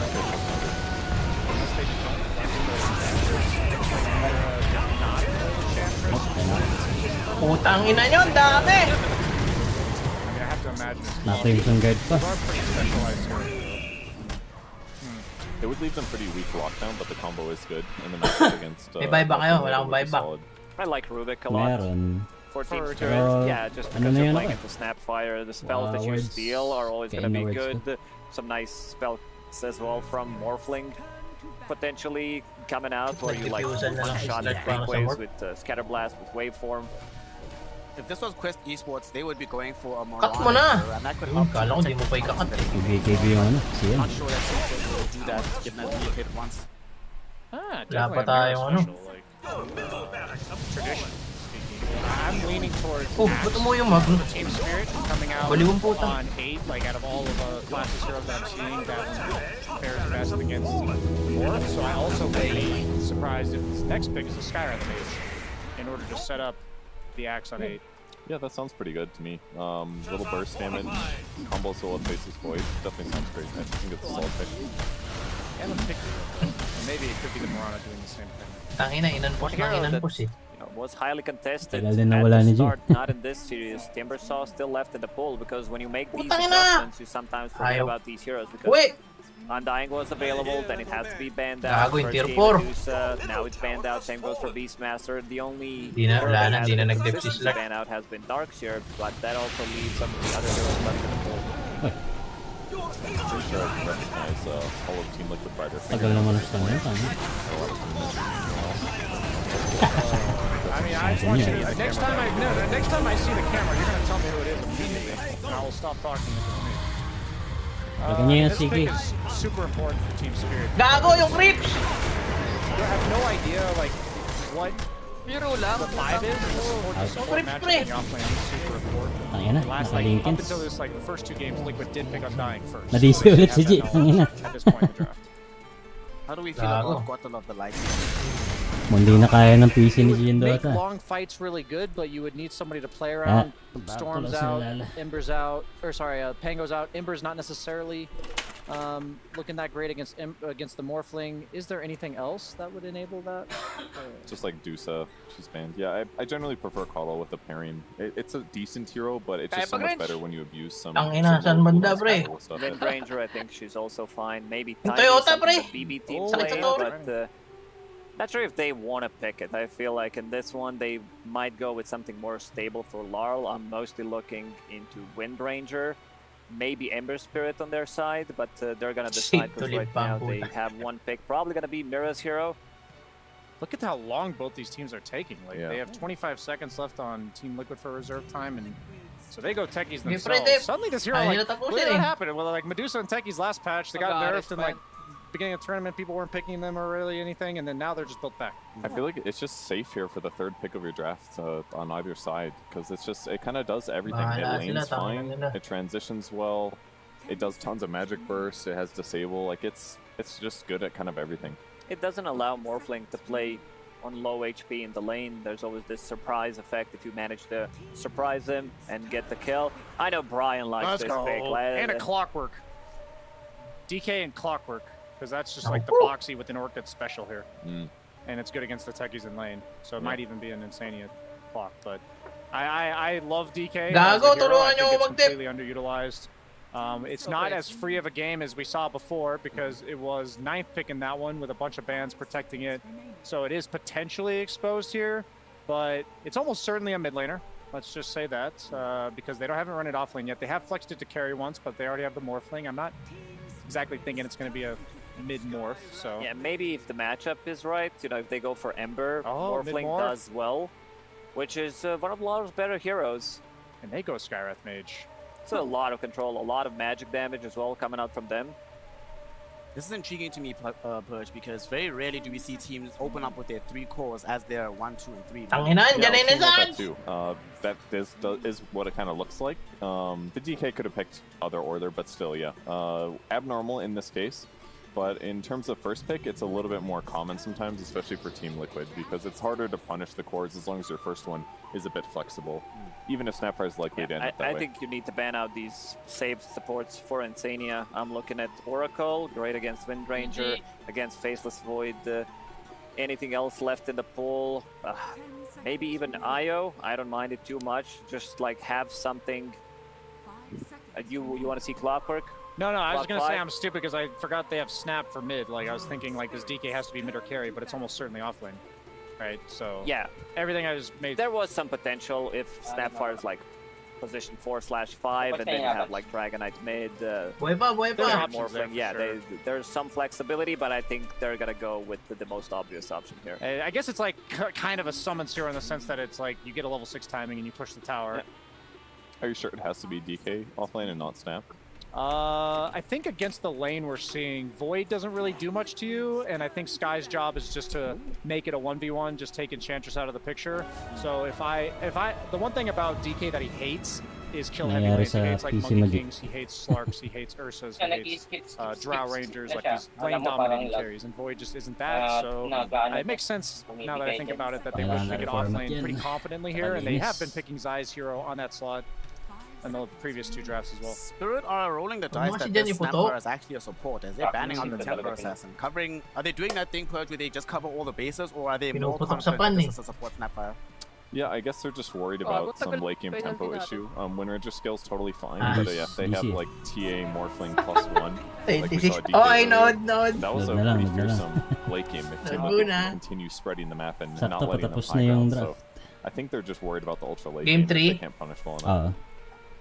I mentioned Oracle. I think Silencer could also work from position 5 for Team Liquid, just to have something to cancel some damage going in once they go in with the Chronosphere. Like pre-BKBs sounds really good, but overall this is a really nice Tidehunter ban because as a Morphling, like you have good lane, but then again they don't want to give them too much team fight, I guess. I still stand by the point though. I think it's either flex the Snap or some melee guy that's going to like lead the charge while the DK is sitting top. Because like the DK, he's going to buy a Blink eventually, but a lot of DKs even go Midas before they go Blink, even as an offlaner or mid. So like for the first 15 minutes of the game, I don't see who's going to charge. Yung ano pre, yung magandang yung game 3 ng Talon Liquid, medyo nagkakalat si Migay dun eh. Snap to 5 and pick like a initiating mid, or you pick a 5 that's willing to run in. Ang dami niyang ano, chrono na sayang. Walang huli. That too. One of the 5 options we said. I'm sure we covered everything. The power of flex heroes, one of the reasons Snapfire's been popular. That is the exact opposite. Shadow Demon. It's a kind of Oracle style hero because you have a save during the Chronosphere and you also have something to spell this Wind Ranger. She really hates to play into it. And now they have to figure out because now playing into the Hindi nag-snap si Nishi. Like what Collapse's hero is going to be. Hindi nag-snap si Nishi. The only hero that he has left in the game right now, he has his Timber still available, his Ogre available, and the Sand King. They go for the Lycan. Okay, that's going to be a unique hero if it is indeed Collapse's Lycan. What do we make of this here, BSJ? This Lycan still commands a 66% win rate at this tournament across 32 games. I believe in it for Team Spirit. This is a really good like pick. In terms of like what Liquid's draft does against it is like the only hero that can really take that lane is Zai, perhaps. He Gago in Zai with Rush. Talent that reduces damage of all the summons in the Lycan, but I'm tipping my hat to Team Spirit's draft. I think that they got exactly what they wanted. I really like their adjustment from game 2 to now because they already won game 2 and then Liquid changed it up. So I'm leaning towards Team Spirit.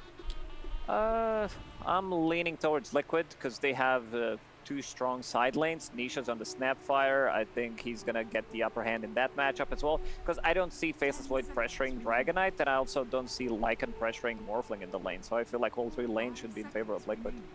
Be a tiebreaker, Purge?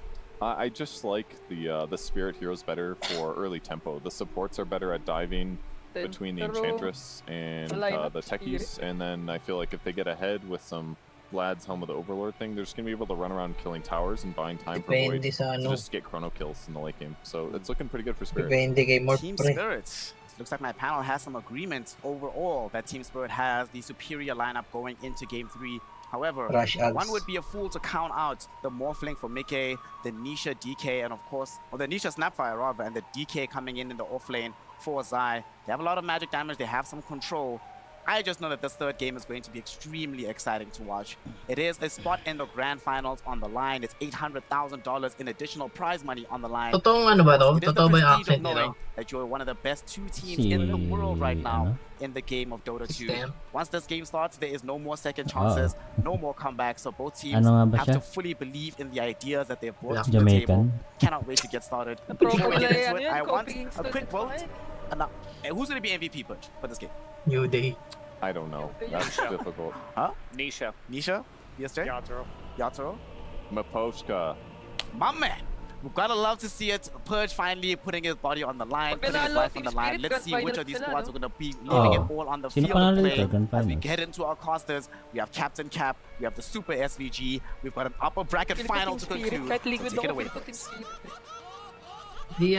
Ooh, some interesting hero picks, some interesting choices here on lanes. Running back the Zai Dragonite. I mean, I feel like that is a throwback more to Team Secret than Team Liquid Zai. He has played it about 11 times in total for Team Liquid, but I remember a period of time where it was just like Secret jamming this hero non-stop in the off lane. Meanwhile, Team Spirits, they've got Faceless Void, they've got Wind Ranger, they've got big late game Avery. That is where they like to be, I suppose. They're just going to first phase the Yatoro Faceless Void and hope it carries them to victory in the clutch. If you're going to ask for a hero player combination to do that, it is probably this man on this hero. But Liquid get a full lineup in response. They get a DK who can lane pretty nicely versus the Faceless Void. They have a Morphling counter pick in the carry matchup, and they have a Shadow Demon to bail out anybody who gets stuck on the Chrono. So it's a tough game for Yatoro to carry. He's going to need help from Laurel for sure in terms of scale and bringing down the Morphling. And in theory, you really want this Lycan picking up the backline here, making the Shadow Demon and the Skyrat's life hell, and eliminating the turnaround potential for Liquid. If that happens, I could see Spirit running away with this game in the late game. Feels very comfortable for them for sure. It's just a matter of can Liquid get off another very fast start where it takes a while for Spirits to get there. And they don't have as good a split push Miposhka is going to go down. They're trying to give it to Nisha, but Zai's like, no, I'm not going to let this heal kick into play. I'm going to take the last hit. Sorry, Nisha. Well, Purge's MVP vote in shambles already. True. Or maybe that first blood is just the overconfidence on Team Liquid that Spirit needs to be able to strike back. I mean, you're actually right. That is a classic just go into the lanes behind the network. Then you're already winning. True. I have to say, I was surprised that they jammed Yutoro's pickup. May background music pa rin I nagsasama thought, especially watching that Slark game, I was like, you want to make sure that this guy has the freest carry game possible because he will carry you 100%, man. If you put him in a game where his pick is uncontested, I feel like it's the scariest thing to do. Sure, it may be his most hero, but I would still prefer Yutoro's pick to be a little less counter-picked, you know? It does seem to be the positions where Spirit can run away with the game. It's just, it might be too much to ask for. Like, part of the reason they first phase Faceless Void is maybe they feel like they're not going to get that clutch pick super down the road. Like, they're just going to get banned out. You're going to have to take some early here. I mean, also, relying on a collapse last pick is not the worst place to be either, right? What did you think of this Lycan? Is it really good? Well, I mean, is it a blink stunner? No. Sila yung ano, no, yung may pinakamalaking price pool nun. Maybe a couple of years ago. Collapse has definitely been expanding his hero pool. He has 2 years kasi yung ano, fallen into a similar position to ATM. Yung Panda. Kind of just need to play Zoo in the meta, and he's slowly been building that up. His Visage is not too bad anymore. He's playing the Lycan. His Beast has always been pretty good. Yeah. It's not a Mars, it's not a Sand King, it's not an Axe, but I mean, you can't be picky in this meta. Secret ba? And we'll see if we can get it done. I mean, of course, you can also play this hero not on the summons. You can just play him like another character. But I think this game, you really want the Helmet of Overlord. I think there isn't a direct answer to Helmet of Overlord, and whenever that's the case, just put so much pressure on the backline. You just mop up these supports. Zai getting some good damage on Miposhka with the help of Boxy's double slows. Thanks in part to the Light Grenade. Miposhka last second pops the wand, gets the heal off. Will be okay. Baiting in Boxy to throw some more spells around. So far, lane's pretty Ay, even. Like naalala ko na, yun yung tiny meta versus ano. That first game, Liquid ran away with it. Versus Other than Magnus. Zai getting that first blood. Oh, yung tiny Lycan. It's just going to make him invincible up here. Lycan It's a bomb. pretty damn good matchup for Davian versus the Faceless Void. And similarly, a pretty decent matchup for the Lycan, right? Because you have the extra damage from the Wolves, you can contest Morphling CS, and you're up against the Shattered Demon, which I don't think really does much to you in lane. In fact, I imagine Insania is going to be food for most of the game for the Lycan. I think Spirit could Yung mga blind na potential skewer. with the Enchantress as well. But yeah, I think Collapse, once he gets to Helm, should be in a similar position. And here going for the very aggressive play. Walang vision. Got the Lotus, and I think that extra Yung nahuli HP is niya yung just morph what he ni needs Ame. to survive here as he lands 2 Shadow Poisons, a Blood Grenade, and a Pakiramdaman third one will lang. probably do it, or the Adaptive Uy, naku Strike. po, sakit Neither po. is enough, though, thanks to the stick charges. Even Hindi had a Fairy sumabog. Fire still to go to. Pretty ballsy not popping that Fairy Fire. That looked close. The Wolves also force Insania out. It's going to force a salve out of him as well. And it should push Collapse to his Helm before he feeds any kills on this lane. Mid, pretty even as well. Larl holding his own against Snapfire, no easy task. I do think Wind Ranger is probably one of those heroes you can throw in there and expect to come out pretty well. And so if you trade Water Runes here, could just be a very quiet, even-paced early game until Liquid maybe decide to ramp it up around their Dragon Knight. I think that's the one pressure point outside of Mortimer's Kisses here. As Nisha starting to pull ahead in region a bit. That's maybe the one concern for Larl is like, if you just let Nisha get to a fast level 6, we've seen the solo kill potential skyrocket this event. Particularly with Magchochoke yan si, ano, pre? Si Lal. Does manage to get a Water Rune for Larl, though, despite Nisha's attempts to push him around. So he'll get a little bit more reach out to play with. Ha? Meaning these rotations could be really important. Parang di Liquid. naman. And I guess Spirit actually too. There's a Skywrath Mage versus a Pinapatay si Techie Baxi. pretty proficient in rotating into that mid Anong lane. minute sa inyo? Neither 425? has chosen to do so 429. yet. I mean, Enchantress is still the king on the map. Cyril always outfights pretty much anything. And they're just taking it to Gago. side. I don't expect him to die on this lane, but if Saan he gets yun? a Ba't good walang region minute trades, it sa might akin? open up Game Makoshka time, for a Game roam, time. which anytime you can get that Tapos going tayo. with the Enchantress, you're super happy. Could be a gate rotation as well, just pick off a Gago Shatter pre, Demon. may Give Tormentor some na. solo Ano XP to sana? the Faceless Void. Tangina. However, Yatoro is having a very good early laning phase here, and for a first phase Faceless Void, that's Halos play pretty much safe the dream. lahat, Nice range Pre deny as game well. 3 eh. Man, Larl really challenging Nisha there. They had a Tapa. range battle, and I think Larl actually came the better away from it, though. Good deny the range Sakit creep. nung ano. Well, these Nung wolves wolves. spot him. Shura, if Opo, he huli gets ka. the bomb, the Seek Bomb's going to latch onto Patay ka, boy. Insania, slow him down. The Wolves will do the rest of the damage. Nice little wolf micro here. Of course, he could be sharing control. We never know. That's true, that's true. Maybe Collapse just plays the hero. Meron, and his team merong plays game the na ano eh, summons. nire-rape lang si Papi ng mga wolves. Not the worst Hindi ko idea. napanood. 5.5 minutes in. Tagal natin. Oh, Rune Yamachi. coming in 30 Rasta seconds. niya, oras. Undoubtedly, both these teams want to secure their mid laner as this matchup is Ay, so gago, close right now. They patay ka. got the Dodge their own disruption spell. and the wind run. They did Patay ka dodge their own dyan, spell, Lal. but it does set up the cookie to land. And because the wind run was used, no way to be able to dodge these shots. Yung He ano, runs pre, into the ayaw siya tower to tantanan ng try and wolves. make it so the gold Oh. is split and not given directly to Nisha for a last hit. He does accomplish that. That's a level 6 timing on Snap. They don't need the kisses. They bring both supports Napapower instead. trend Fight siya eh, for the para 6-minute rune. kumunat-kunat siya. It'll spawn top, and that's a DD. If Insania? Nisha, yeah, Nisha has to Hindi choose ba si between Di- going for this rune or committing on the kill. He will choose the rune, which balita. I agree with. I think this DD is Okay, Oh, more valuable than hintayin na support lang right natin now. yung ban. Especially when you can just punish Laurel with that entire duration in a Baka full mata, band. pusin natin yung ano. There is solo kill Saan si Jobber? potential on this mid lane if you Wala, mess hindi ko up a din single alam kung win run. kapansin. Gago, I would say pinatay yung not just router. because who the matchup is. Laurel seems to Wala siya be dito pretty sa back. important to Team Spirit and their progression in this tournament, but also because what heroes he's playing. Wind Ranger has really popped off lately in the playoff stages, so got to keep that hero down as much as Ang ganda possible. nung ano na itong It's Faceless just Void such a ah. beast of a hero late game. Yung Like, you aura. want to get to 3 or 4 items, and you don't have the lockdown. It is a tough hero to deal Hindi with. natin puro You do have a lot of He's going to be stuns. late to this Wisdom Rune. Puro? Yung Oh, puro they're hits actually getting yung off the ano. kill onto, with the kisses rating it. That's what Nice. they were doing. Nicely done. Now, it is going to cost them. Maposhka is Puro ano, well pre? set up to take away the Puro Wisdom hex Rune. They get yung both, effects. but being able to Ayun kill ba yun? Yotaro, that still Ata? feels pretty good. Not the worst Mahal trade. yung You keep mga these ganyan liquid sa support market, eh. levels down. It increases the window where Collapse can maybe punish them in the fights. It just creates a little bit of a slower timing for everything here. And I mean, Yotaro was having too good of a time up top, you know?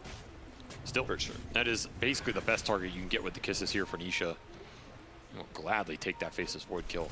And he does it so efficiently, right? TP's top. Yeah, very It's fast. a short walk back to the mid lane, so it really loses very little. Focus fire waiting. They are going to go for a kill onto him now. He does have some May shakal X1 pa? charges, but he's May going to need shakal more na than ba? just Boxy to protect him here. It's just not going to be enough. Run down by the focus fire. Nice heads up play by Spirit. They just recognize the snap has to walk back to mid. No teleport, can't get out of this Lakas na din engagement ito ni despite ano no ngayon. shackle being up for Laurel yet. Skyra. Going to get a courier on the way, as well as probably another support here. Kunat na. Insania in the wrong neighborhood, not respecting the numbers around this middle lane, playing through that Wind Ranger with max win run. It's a lot of gap close, and this enchant creep is very strong on the map right now. Neither of these Liquid supports have a fun time battling the summons, either from the Enchantress or the Lycan. And it is something that Spirit can just throw in their face and make them deal with. It's going to be obnoxious. Means you kind of have to play tighter, play around your cores, hug the towers. You get caught in these open random jungle areas, you are in for a very bad time. I also think it means you want a better early game so you can get to that first defensive item.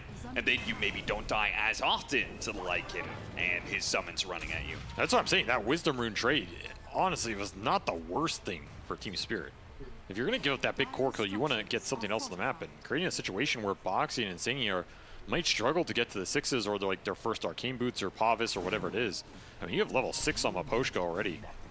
He's very strong on the map right now. He got a lot of great vision Gonna run down into while he Insania was again? there. Insania is going to be caught again. Trying to stack up the triangle. They just collect the kill as he runs back down. And look at the collapse move here. Literally Misha. collapsing on Oh, them. yeah, he is stuck here. Nowhere to Cookie 2, past the tier 2. Double An hell easy bear. dive for Team Spirit. The Tomato Twins claim your soul here in the mid lane as there is no defense against the Zoo ramping up at 9 minutes. I do not think that was a move Liquid expected here. They just completely Wala pa opened up Midas that eh. advantage that Nisha created on the middle lane. Suddenly Laurel is the one on the top of the board, gets a tier 1 tower for himself. Last hit to collapse. Very nice there, and they're off to the races, man. This Lycan is going to be a huge threat in this game. Not a lot of zone control. There's no big bars in this game. There's no big Tidehunter or Underlord to stand in front. You just need your cores to be strong. Yeah. Oo nga, DK lang Also, makunat look at this nila. Obs on Triangle right now. It's just seeing Boxy stack this up. If you ever get in here later as Team Spirit, this is an objective that Liquid are going to have to protect. You might need to bring numbers for it. Zaya pretty damn far. Yeah, and there's not much to protect him again. Kunat yan. Boxy can do what he can, but the silence even onto the Hellbear just to try body and block stop ng ano the yun. slow. It's never going to be Ng enough. neutral. Team Spirit are just overwhelming Galing. Team Liquid in just raw numbers. It is not often you see a ultless, bootless Lycan make a kill rotation and have it work out that smoothly. Collapse just ramping up the pressure in this game, and they're going to try and contest the stacks that they Ikaw saw mo nga off ito this si ward. Kulop sa SGA, hindi ko lang maalala sino. Two big creeps out of this. We haven't seen the kisses put to use in a while. SJ. That always feels pretty bad. It's part of your ramp up, I feel like. As, Look at the as- summons on Alumnus pala Boxy right dyan, now, man. He is getting run down. Oh my god. He's just dead. Hannah Midas pick up for Zai. Liquid already settling into a late game proposition here against a Team Spirit lineup that is running them over in the early game. That's just a sick rotation by Collapse. Like, the fact that he knows he can exert this much pressure even without an ult results in a tier 1 and now a triangle invasion versus the stacks that they saw off the aggressive ward from Aposhka earlier. These support levels paying off very fast in this game as they are building a lead off the pace Collapse is setting right now. Hindi, pre, As relax Liquid lang tayo. still looking for levels here. They need more time. Philippine tayo next dito, no? Laurel does not want to give it to Oo. them.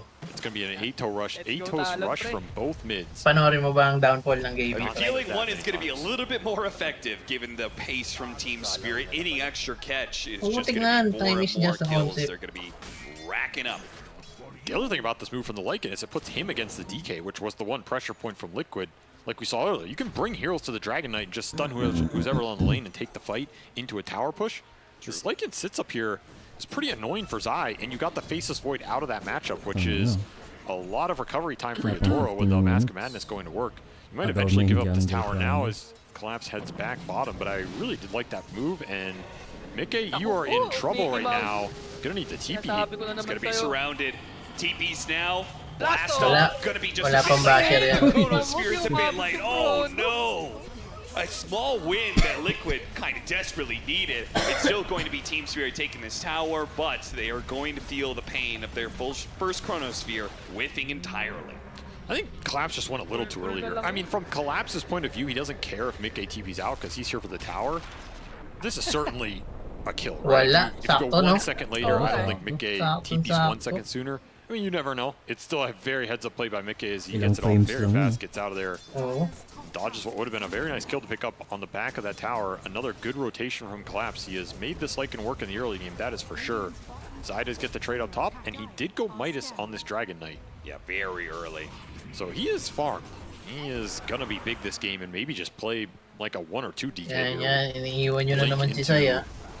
You know, Manta, Octarine, Ags, whatever his choice may be. Given the pace of the game, I feel like that also means that Mickey has to be a little bit more aggressive. Like, I think he's going to have to join in on a lot of these fights.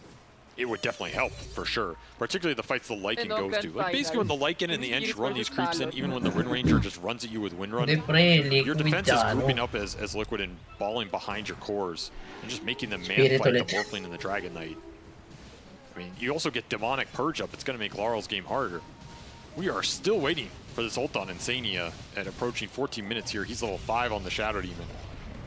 There's the Rod of Atos put to use with the extra silence damage. Still not enough thanks to a shield rune on the Wind Ranger. Able to dodge a lot of the damage. Cookie turned around with the Mystic Flare. Shot goes off, and Miposhka's gonna live. Zai and Fox here both gonna die, and they get the Rod of Atos on Anisha, which means he's likely to fall as well. Does have 18 magic wand charges, but Yataro's on the other side, so he'll catch all of this. They're gonna give the kill over to the carry of Team Spirit, thanking him for being just a little bit involved. And straight into the enemy Ancients. This is net worth you're taken away from Liquid here, particularly the Morphling. Another great rotation from Spirit, and man, Laurel has just owned this early game. All of these fights, playing from behind on the lane, not a lot of rune action, and he still finds a beautiful shackle into all these mines. You are just fireworks for Team Spirit to collect right now. Yeah, Team Spirit haven't had a Grand Finals appearance on land since the Arlington Major. And fans have really criticized Laurel as being a big part of that. I mean, after all, he's the standout. He's the guy who didn't win a TI. But this tournament, he has certainly stepped it up, and it seems like Team Spirit are looking like the best team in the world, which going into this tournament, maybe you'd put them into like, yeah, Team Spirit, definitely a top 8 team, maybe a dark horse to show up in that top 3. But their performance here has been illuminating. I'll tell you what it is. It's Spirit prioritizing him a bit more. Yeah, they left him out on an island for so long, right? I mean, so much of this year has just been, okay, we pick some greedy hero for Laurel like Zeus or Puck or whatever, and we put it mid, and you never gain for it. You look at what happened this game. It was early rotations in the mid with the Enchantress and the Lycan that gave Laurel some space to get it going. Once he gets it going, he's a tremendous player. I think it's been a big piece of what Team Spirit have tried to figure out this year that a lot of the Western European teams have been dominating them with. And you have 2 great side laners that can play independent Dota. That's the thing. Yatoro and Collapse are always going to get something, right? You don't need to devote so much support time to these 2 big guys on your side lanes.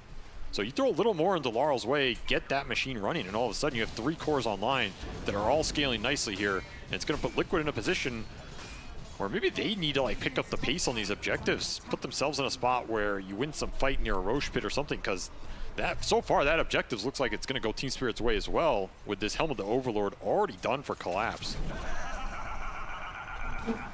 They're feeling very comfortable right now. Anytime you get this Faceless Void in a first phase and you're in this type of position, you've got to feel good about it, right? Yeah.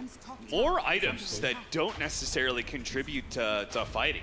The early hand of Midas, Zai now has a Blink Dagger, but Nisha is going back for her Boots of Travel. Yes, this is standard, but it just does cause some questions of, you're already being run over. When are you going to be able to punch back? It's definitely a better item when you're ahead than behind. Yeah. It is an item that allows you to split the map and catch up, though, which, you know, it might be like with game plan at this point. They might recognize they aren't going to be able to get test these early Roches. First, the Lycan Enchantress Vision with all the summons, the Helm of the Overlord. Again, nothing really deals with it, just going into your backline and shredding it. So you have to concede something now and make up for it later. These Midases and bots will eventually pay off on the map. You can stall this game out. I mean, your Morphling's still going to be strong in the fight. Especially if you can maybe turn into the Wind Ranger, Wind Run in, get a Shackle. these types of small interactions, you have a lot of damage to pump into the stuns here between the Snapfire and the Skywrath, and of course, you can always go late game with the Snapfire talents. You have a save for Chrono. It's not that this game is just a guaranteed auto win for the Faceless Void in the Ultra late. Yeah, I mean, the combination of save for Chrono, so you counter that part of him, and then also turning into the Faceless Void and putting time dilation on him. That could also be very nice. Yes, we saw that in the 23 Savage game. Yep. I mean, he basically won that game. You know, I hate saying that, but that was effectively a one game off of his performance in this Morphling into that Faceless Void. Dilation destroyed them. So if you're Mickey, you steal that out, you put it on the Wind Ranger, you put it on the Ench, the Techies. It's gonna do some work. Speaking of that, Techies runs into the Skywrath Mage, and he does not care about that damage because, once again, Mira actually going the other talent. I thought he was match resistant. He was going to be the choice here against the Kisses and the Skywrath Mage, but nope. Opting for the proximity binds, win ahead, some more offensive capabilities, but he does have a Glimmer Cape. That's the thing, the net worth on these two Team Spirit supports right now is eclipsing what Liquid have been able to produce, and that's the concerning part they're going to have to figure out. Like, how do you keep these supports alive versus the Lycan, versus the Faceless Void, versus all the summons? Shackle will find a illusion. Yeah, Morphling is, Mickey's done a great job of actually keeping ahead of net worth on everybody else. He's going to be 10,000 net worth here at 19 minutes in. That's fantastic, but his supports have no chance of keeping up, and that's where that net worth is kicking in. These are two supports on Spirit that can farm pretty damn heavily. Enchantress and Techies, like, they can clear waves, they can clear enemy neutral camps, they can build a lot of utility in team fight. Skywrath, Shadow Demon are not matching that. Ideally, these two supports for Liquid are finding their momentum through the fights, through the pickoffs. I mean, where has Boxy been this game, right? Not that it's on him, but Boxy's a very influential player for Liquid in terms of the shot calling, fighting around the map, deciding where and when they're going to find these pickoffs. It's been a very quiet game for him. Yeah, which is where I would have expected the Blink Dagger first for the Dragonite. Sabay nga kay ni G Again, pareho it did yung seem like maintenance Team Liquid very early gave up Isa lang on the linya niya, pre. idea that they were going to be able to get any momentum going. I don't think you can afford it. I think since I went first, I just think you have like a Hail Mary smoke in the sky that you have to connect on a Wind Ranger lane, and then it might even still not feel as good as him just giving you some backbone to fall back on here with some scale. So, Morphling illusions, Dragonites, Dragon Form pushing out, Disruption illusions, all things that Liquid are trying to put to work here. Mickey may be caught though. Does have Manta, up in a second, turns into the Faceless Void. That's going to help a lot. Manta dodge will do even more for him, but he's running low on HP. They throw out the Chronosphere. Is that going to be enough? It looks like with the Mind exploiting. Nope, they actually got the Mind kill. Disruption goes up. Waveform coming up. No, blocked down by the Gleipnir. And now Zai gets torn apart by the pure damage of Ploshka. And they're running down Liquid past the tier 3s now. Needs to try to get him down whatever distance they can, but all the way into the tier 4s. Team Spirit establishing absolute dominance here in the first 20 minutes. There is an Alpha Wolf in this game. It is absolutely collapsed as that Shackle lashes Boxy to his teammate's corpse. That is about all he will see in terms of action for that fight. As the route happens quickly off a single Chrono on the Morphling being slightly out on the map. You gotta remember, this is still Aegis period for Yatoro. I mean, I was curious how much damage they actually have to pump in here, but it is a lot. And this Shackle on the side, again, Laurel, he just finds Zai to a creep right behind his tail. Look at Baposhka, man. He soloed Zai. I mean, the supports and Laurel have just done wonders for these two big damage dealers. And one more Shackle just to show Boxy that he's not going anywhere. That happened very quickly and very drastically. If you're Liquid, it did not feel great getting pushed to your tier 4s at 20 minutes in this game by a first phase Faceless Void lineup. Seriously. The pace that has been set here is incredible. It might have just caught Liquid off guard, because I think they were going into game 3 like, all right, you know, Team Spirit, they kind of want to play slow and methodical, get a later pick for Yatoro, get him a good carry matchup, scale into the late game right. So they're going in like with an early Morphling DK to pick up their scale and play that type of style. And it's like, oh yeah, Enchantress Lycan, our Faceless Void's going to be able to run with him and just take early objectives. And all of a sudden you're in this position where the pace, you're just not ready for it. No, not ready for it at all. Which means Mickey, off of losing that team fight, is now going to start falling behind the Faceless Void and the Wind Ranger. Kaya pre, hindi naman malayo yung lead for Team Spirit. everything is in their favor. They control most of the map. They've got big items coming in. AC for Collapse soon. Another armor item for Solar Crest from Mira, which is a great pickup. This is Liquid's gonna have to push this game like 40 minutes if they want to have a chance. They also need to start finding some pickoffs, right? That's where their lineup thrives. So you start combining the Skywrath Mage with your DK or your Snapfire, you can easily kill these cores on the outskirts of the map. The scan does manage to find Boxy, plants a ward for Mira to give some additional information. Yeah, that's the other thing. Like, okay, you're thinking about these pickoffs from Liquid. You know Spirit are thinking about it too. They have so much vision on this map. There's a Black Dragon pushing bottom. They have a base obs that never got dewarded. They have other wards on the side lanes. They have proximity mines throughout the Radiant jungle. These wolves are running around scouting people. The Enchantress creep is running around scouting people. Like, how do you get through all of this if you're Liquid to find that pickoff? The second you clump 2 or 3 heroes somewhere, your other lanes are getting shoved. It's forcing someone to show. The map read from Spirit is on point right now. It's crazy how like vision works so well to Team Spirit's advantage. When you're behind, the vision is used to be able to find the right kind of team fights. Even though you have a network disadvantage, you're able to push through that because of the right initiation, or you're able to rat the map. When you're ahead, it just means that you're keeping the enemy team locked inside their base. No chance of getting picked off anywhere. No chance of a comeback for them. That's why we saw the Beastmaster go up to that first base ban priority. I think Liquid felt it in that game too. And unfortunately, Collapse can play other summons heroes. He gets a Lycan last, another Shackle from Laurel. He's just taking him down solo. Nawala yung main na nyo. To make sure not even the Dragon Tail can land. They do get Mira on the other side of things, which will help push Mickey into his Aghanim Scepter. That's now complete. Nice little pick off for Liquid. I mean, they do have the BKB on the Dragon Knight when Zai respawns. And you finished the Gleipnir on Nisha. He went that over the bots, so maybe he also felt like that bots was a little too greedy. They just need the fighting item. They're going to have to strike back soon. Particularly, you're looking at this second Roshan. That is not an objective you want to give away if you're Liquid. So that Ag's timing for Mickey. Time to find some action with it. You're going to turn it into somebody. It's got to be the Faceless Void or the Wind Ranger, right? Depending on whose spells you prefer here. I mean, you take more damage away from the Faceless Void, I guess, with the attack speed off the Agi.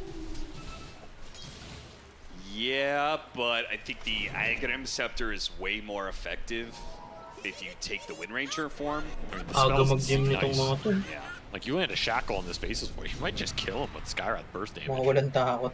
It'll be a 3-man smoke through bottom for Liquid. There is nobody here. Oh, God, this time. I love the fact that Yataro's just like, you know what, I may miss that one Chronosphere, but that's okay. I'll still throw him out when I think I can get him. Oh, he does not care. He's just going to keep throwing him this game. I mean, you have a Shatter Demon Disruption. That's it that he has to worry about. And it is hard to stay in position on this map right now. Did rush the Blink Dagger, which is probably the most influential item he can get in this game. You know, you can't be too greedy here with Arcane Boots or anything else. It's just going to be Brown Boots Blink for the Shadow Demon. They will continue to play with Zai to try and use Dragon Form, Disruption Illusions to rat the map. Laurel, Invis mid. He went Linken's, by the way, so that Ag steal on him is not that online anymore. Yeah, there goes that. I mean, he's thinking about solo killing people here right now. Hey, he's spotting Zai. He is get him so with the shackle shot. tempted to go get him for on this. Boxy too. Boxy's a freebie, man. He just doesn't know where the Shadow Demon is right now. That's what's spooky about this. He's playing so aggressive. I mean, there could be sentries down. You don't know what could have been dewarding. And the Invis runs out. He has backup. Meanwhile, you got a Glyph out of top off of just summons.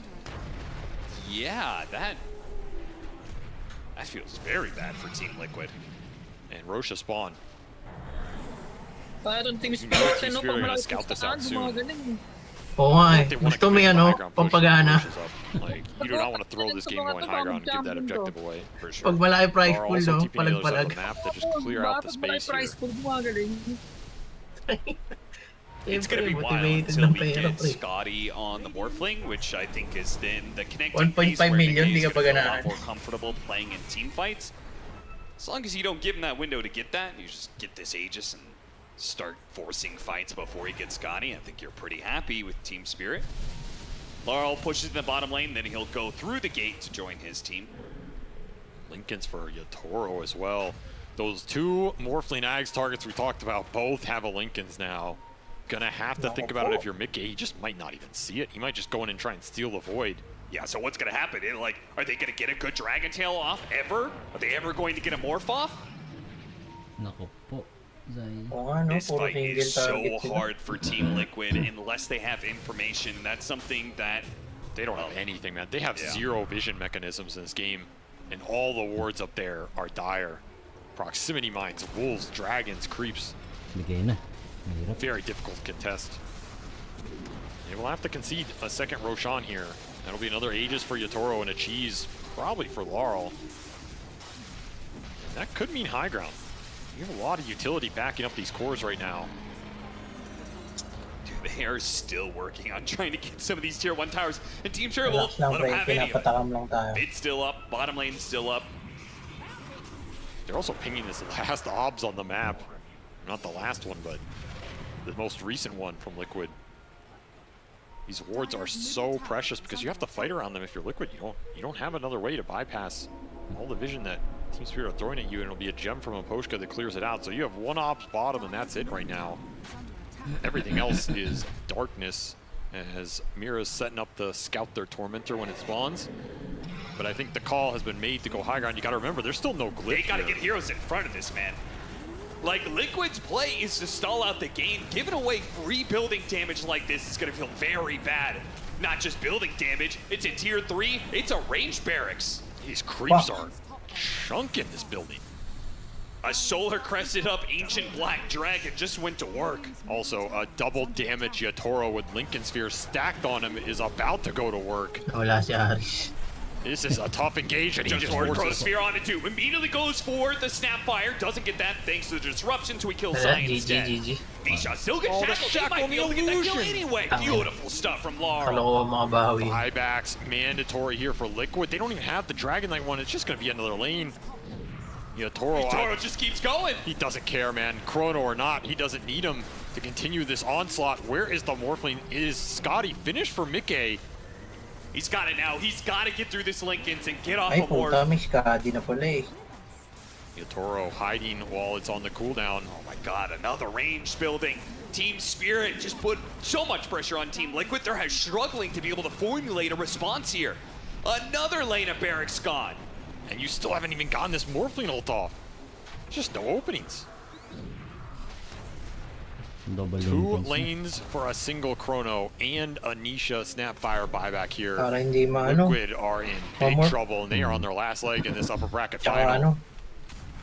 Team Spirit have come into their form at the right time of the year, stepping it up on everybody here. And an Ag's done for the Wind Ranger. If you thought it was easy to shut down Laurel before, well, it just got a whole hell of a lot harder here.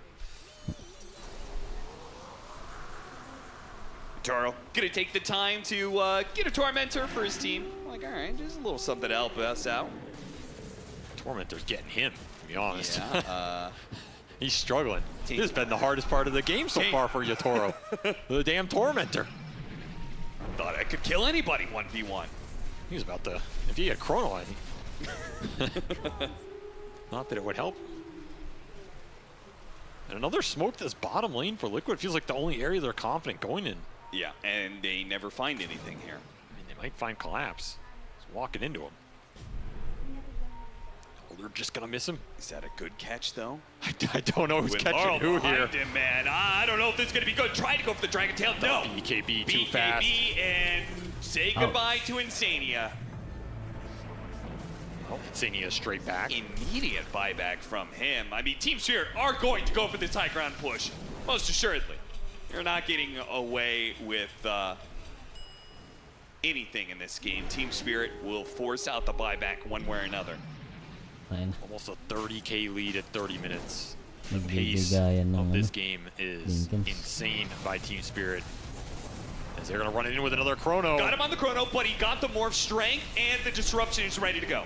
The shackle, though, Laurel, beautiful! Once again catching them, both the Sapphire and the Skywrath Mage are gonna die for that one. Inside is left surrounded by heroes. His BKB and his armor is just not enough. Team Spirit's damage is overwhelming. They're gonna go kill these two heroes, force some buyback, still take on the tier 3. They're not backing down, man. Oh, the cheese barely goes off for Laurel. He stays alive. Now the dragon form is gone. Mika has to put in all the work now. He turns back, going for Maposhka, because even the position 5 is a problem. As the damage keeps coming in. Help, says Mika. Help. Another shackle. He needs another shackle, another blast off, and another win for Team Spirit. Upper bracket finals pre, binubugbog ka ng neutral na dragon. Winners coming back in 2023. They are going to be the first finalists of the Riot Masters. And boy, is it on the back of an amazing Wind Ranger performance from that man there. These shackles in the end game are just so disgusting.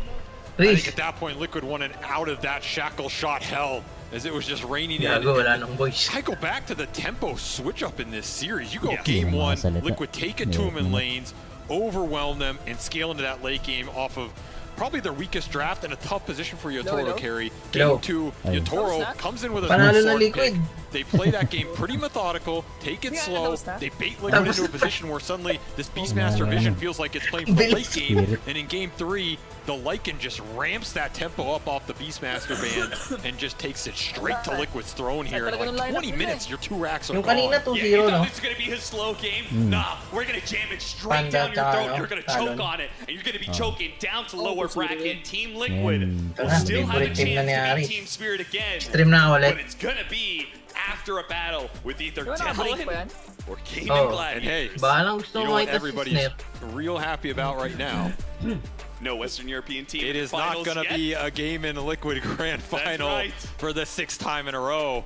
It will be a different matchup here, and damn, what a tough opponent to go into in that Grand Final. One of the most clutch teams of all time, with some of the most clutch players of all time, in a high-stakes tournament for $5 million grand prize. And they have shown that they can play a versatility of styles here. Damn, what a terrifying team. They are a fully developed team. We knew that at TI. The biggest question mark throughout this year has been whether or not Laurel was... Oh, gago, pag malaki pustahan, no? He has fit in. Ayaw ng RCRC lang. And honestly, I still go back to like the most impressive thing about this series is the drafting and the tempo switch up. That's what made this series so terrifying. I expected Spirit to just kind of lose lanes in 3 of the games and play for a long out-scale war. This was not that. Speaking of man, we've got Laurel ready to go with the winners here in a few with Tsunami.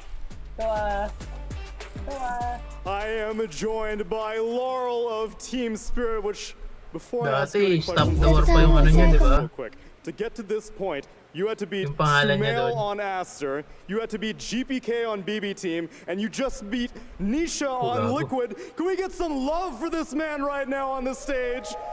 And the performance that he has put on this tournament. But Laurel, I also want to know how you got to this point in general. It's December of last year. 4 TI winners call you up and they say, Laurel, we want you to play mid for us. What's your reaction? My honest reaction, I feel like, okay, I'll try to play with them. It's not like, wow, it's TI winners, I need to join right now. I'm thinking about it, and then I feel like I need to join them. Magkaano tong Spirit, di ba? Magka-agera to, yung Rain tsaka Russia. Yeah. Well, I'm surprised that your initial reaction wasn't shock and excitement. You were thinking about your long-term success and if it would be on this team? Yes, I think it's going to be a long success, yeah. زي ما تشوفون معنا لورل اعزائنا المشاهدين من تيم سبيريت، زي ما احنا عارفين ايضا هو الوحيد اللي من فريق سبيريت اللي ما كان تي اي وينرز بعد 2021 يوم كل اللي معاه في الروستر 3 لاعبين مميزين سواء كان سبيريت تي ماستر او حتى جي بي كي او حتى ايضا نيشا. قبل قليل شفناه يفوز المباراه كامله عليهم بطريقه جدا رهيبه. اللاعب هذا يعني الى الان ما جاه الكريدت اللي هو يستاهله. كنا حابين نوضح الشيء هذا، لكن النقطه الاساسيه اللي كيف كان الشعور يوم انهم اتصلوا عليك تيم سبيريت تعال معنا للفريق؟ يقول صراحه ما كان شيء يعني مخوفني مره انه عشان لازم ندخل معهم المره هذه. يقول لا، انا اخذت الموضوع على انه بيكون شيء لونج تيرم، شيء يعني في المستقبل اني اقدر اني استعمل الفريق هذا، اني اقدر اتحسن في مستواي، اقدر اني اطور من نفسي اكثر من انه عشان 4 تي اي وينرز لازم اني ادخل الان. So after that, you start playing with them, join them for the DPC tours, go to all the majors. But what has the growth been like for you? How? Mga pre, ako'y magtulog na. Okay. Next time ulit. GG. Okay.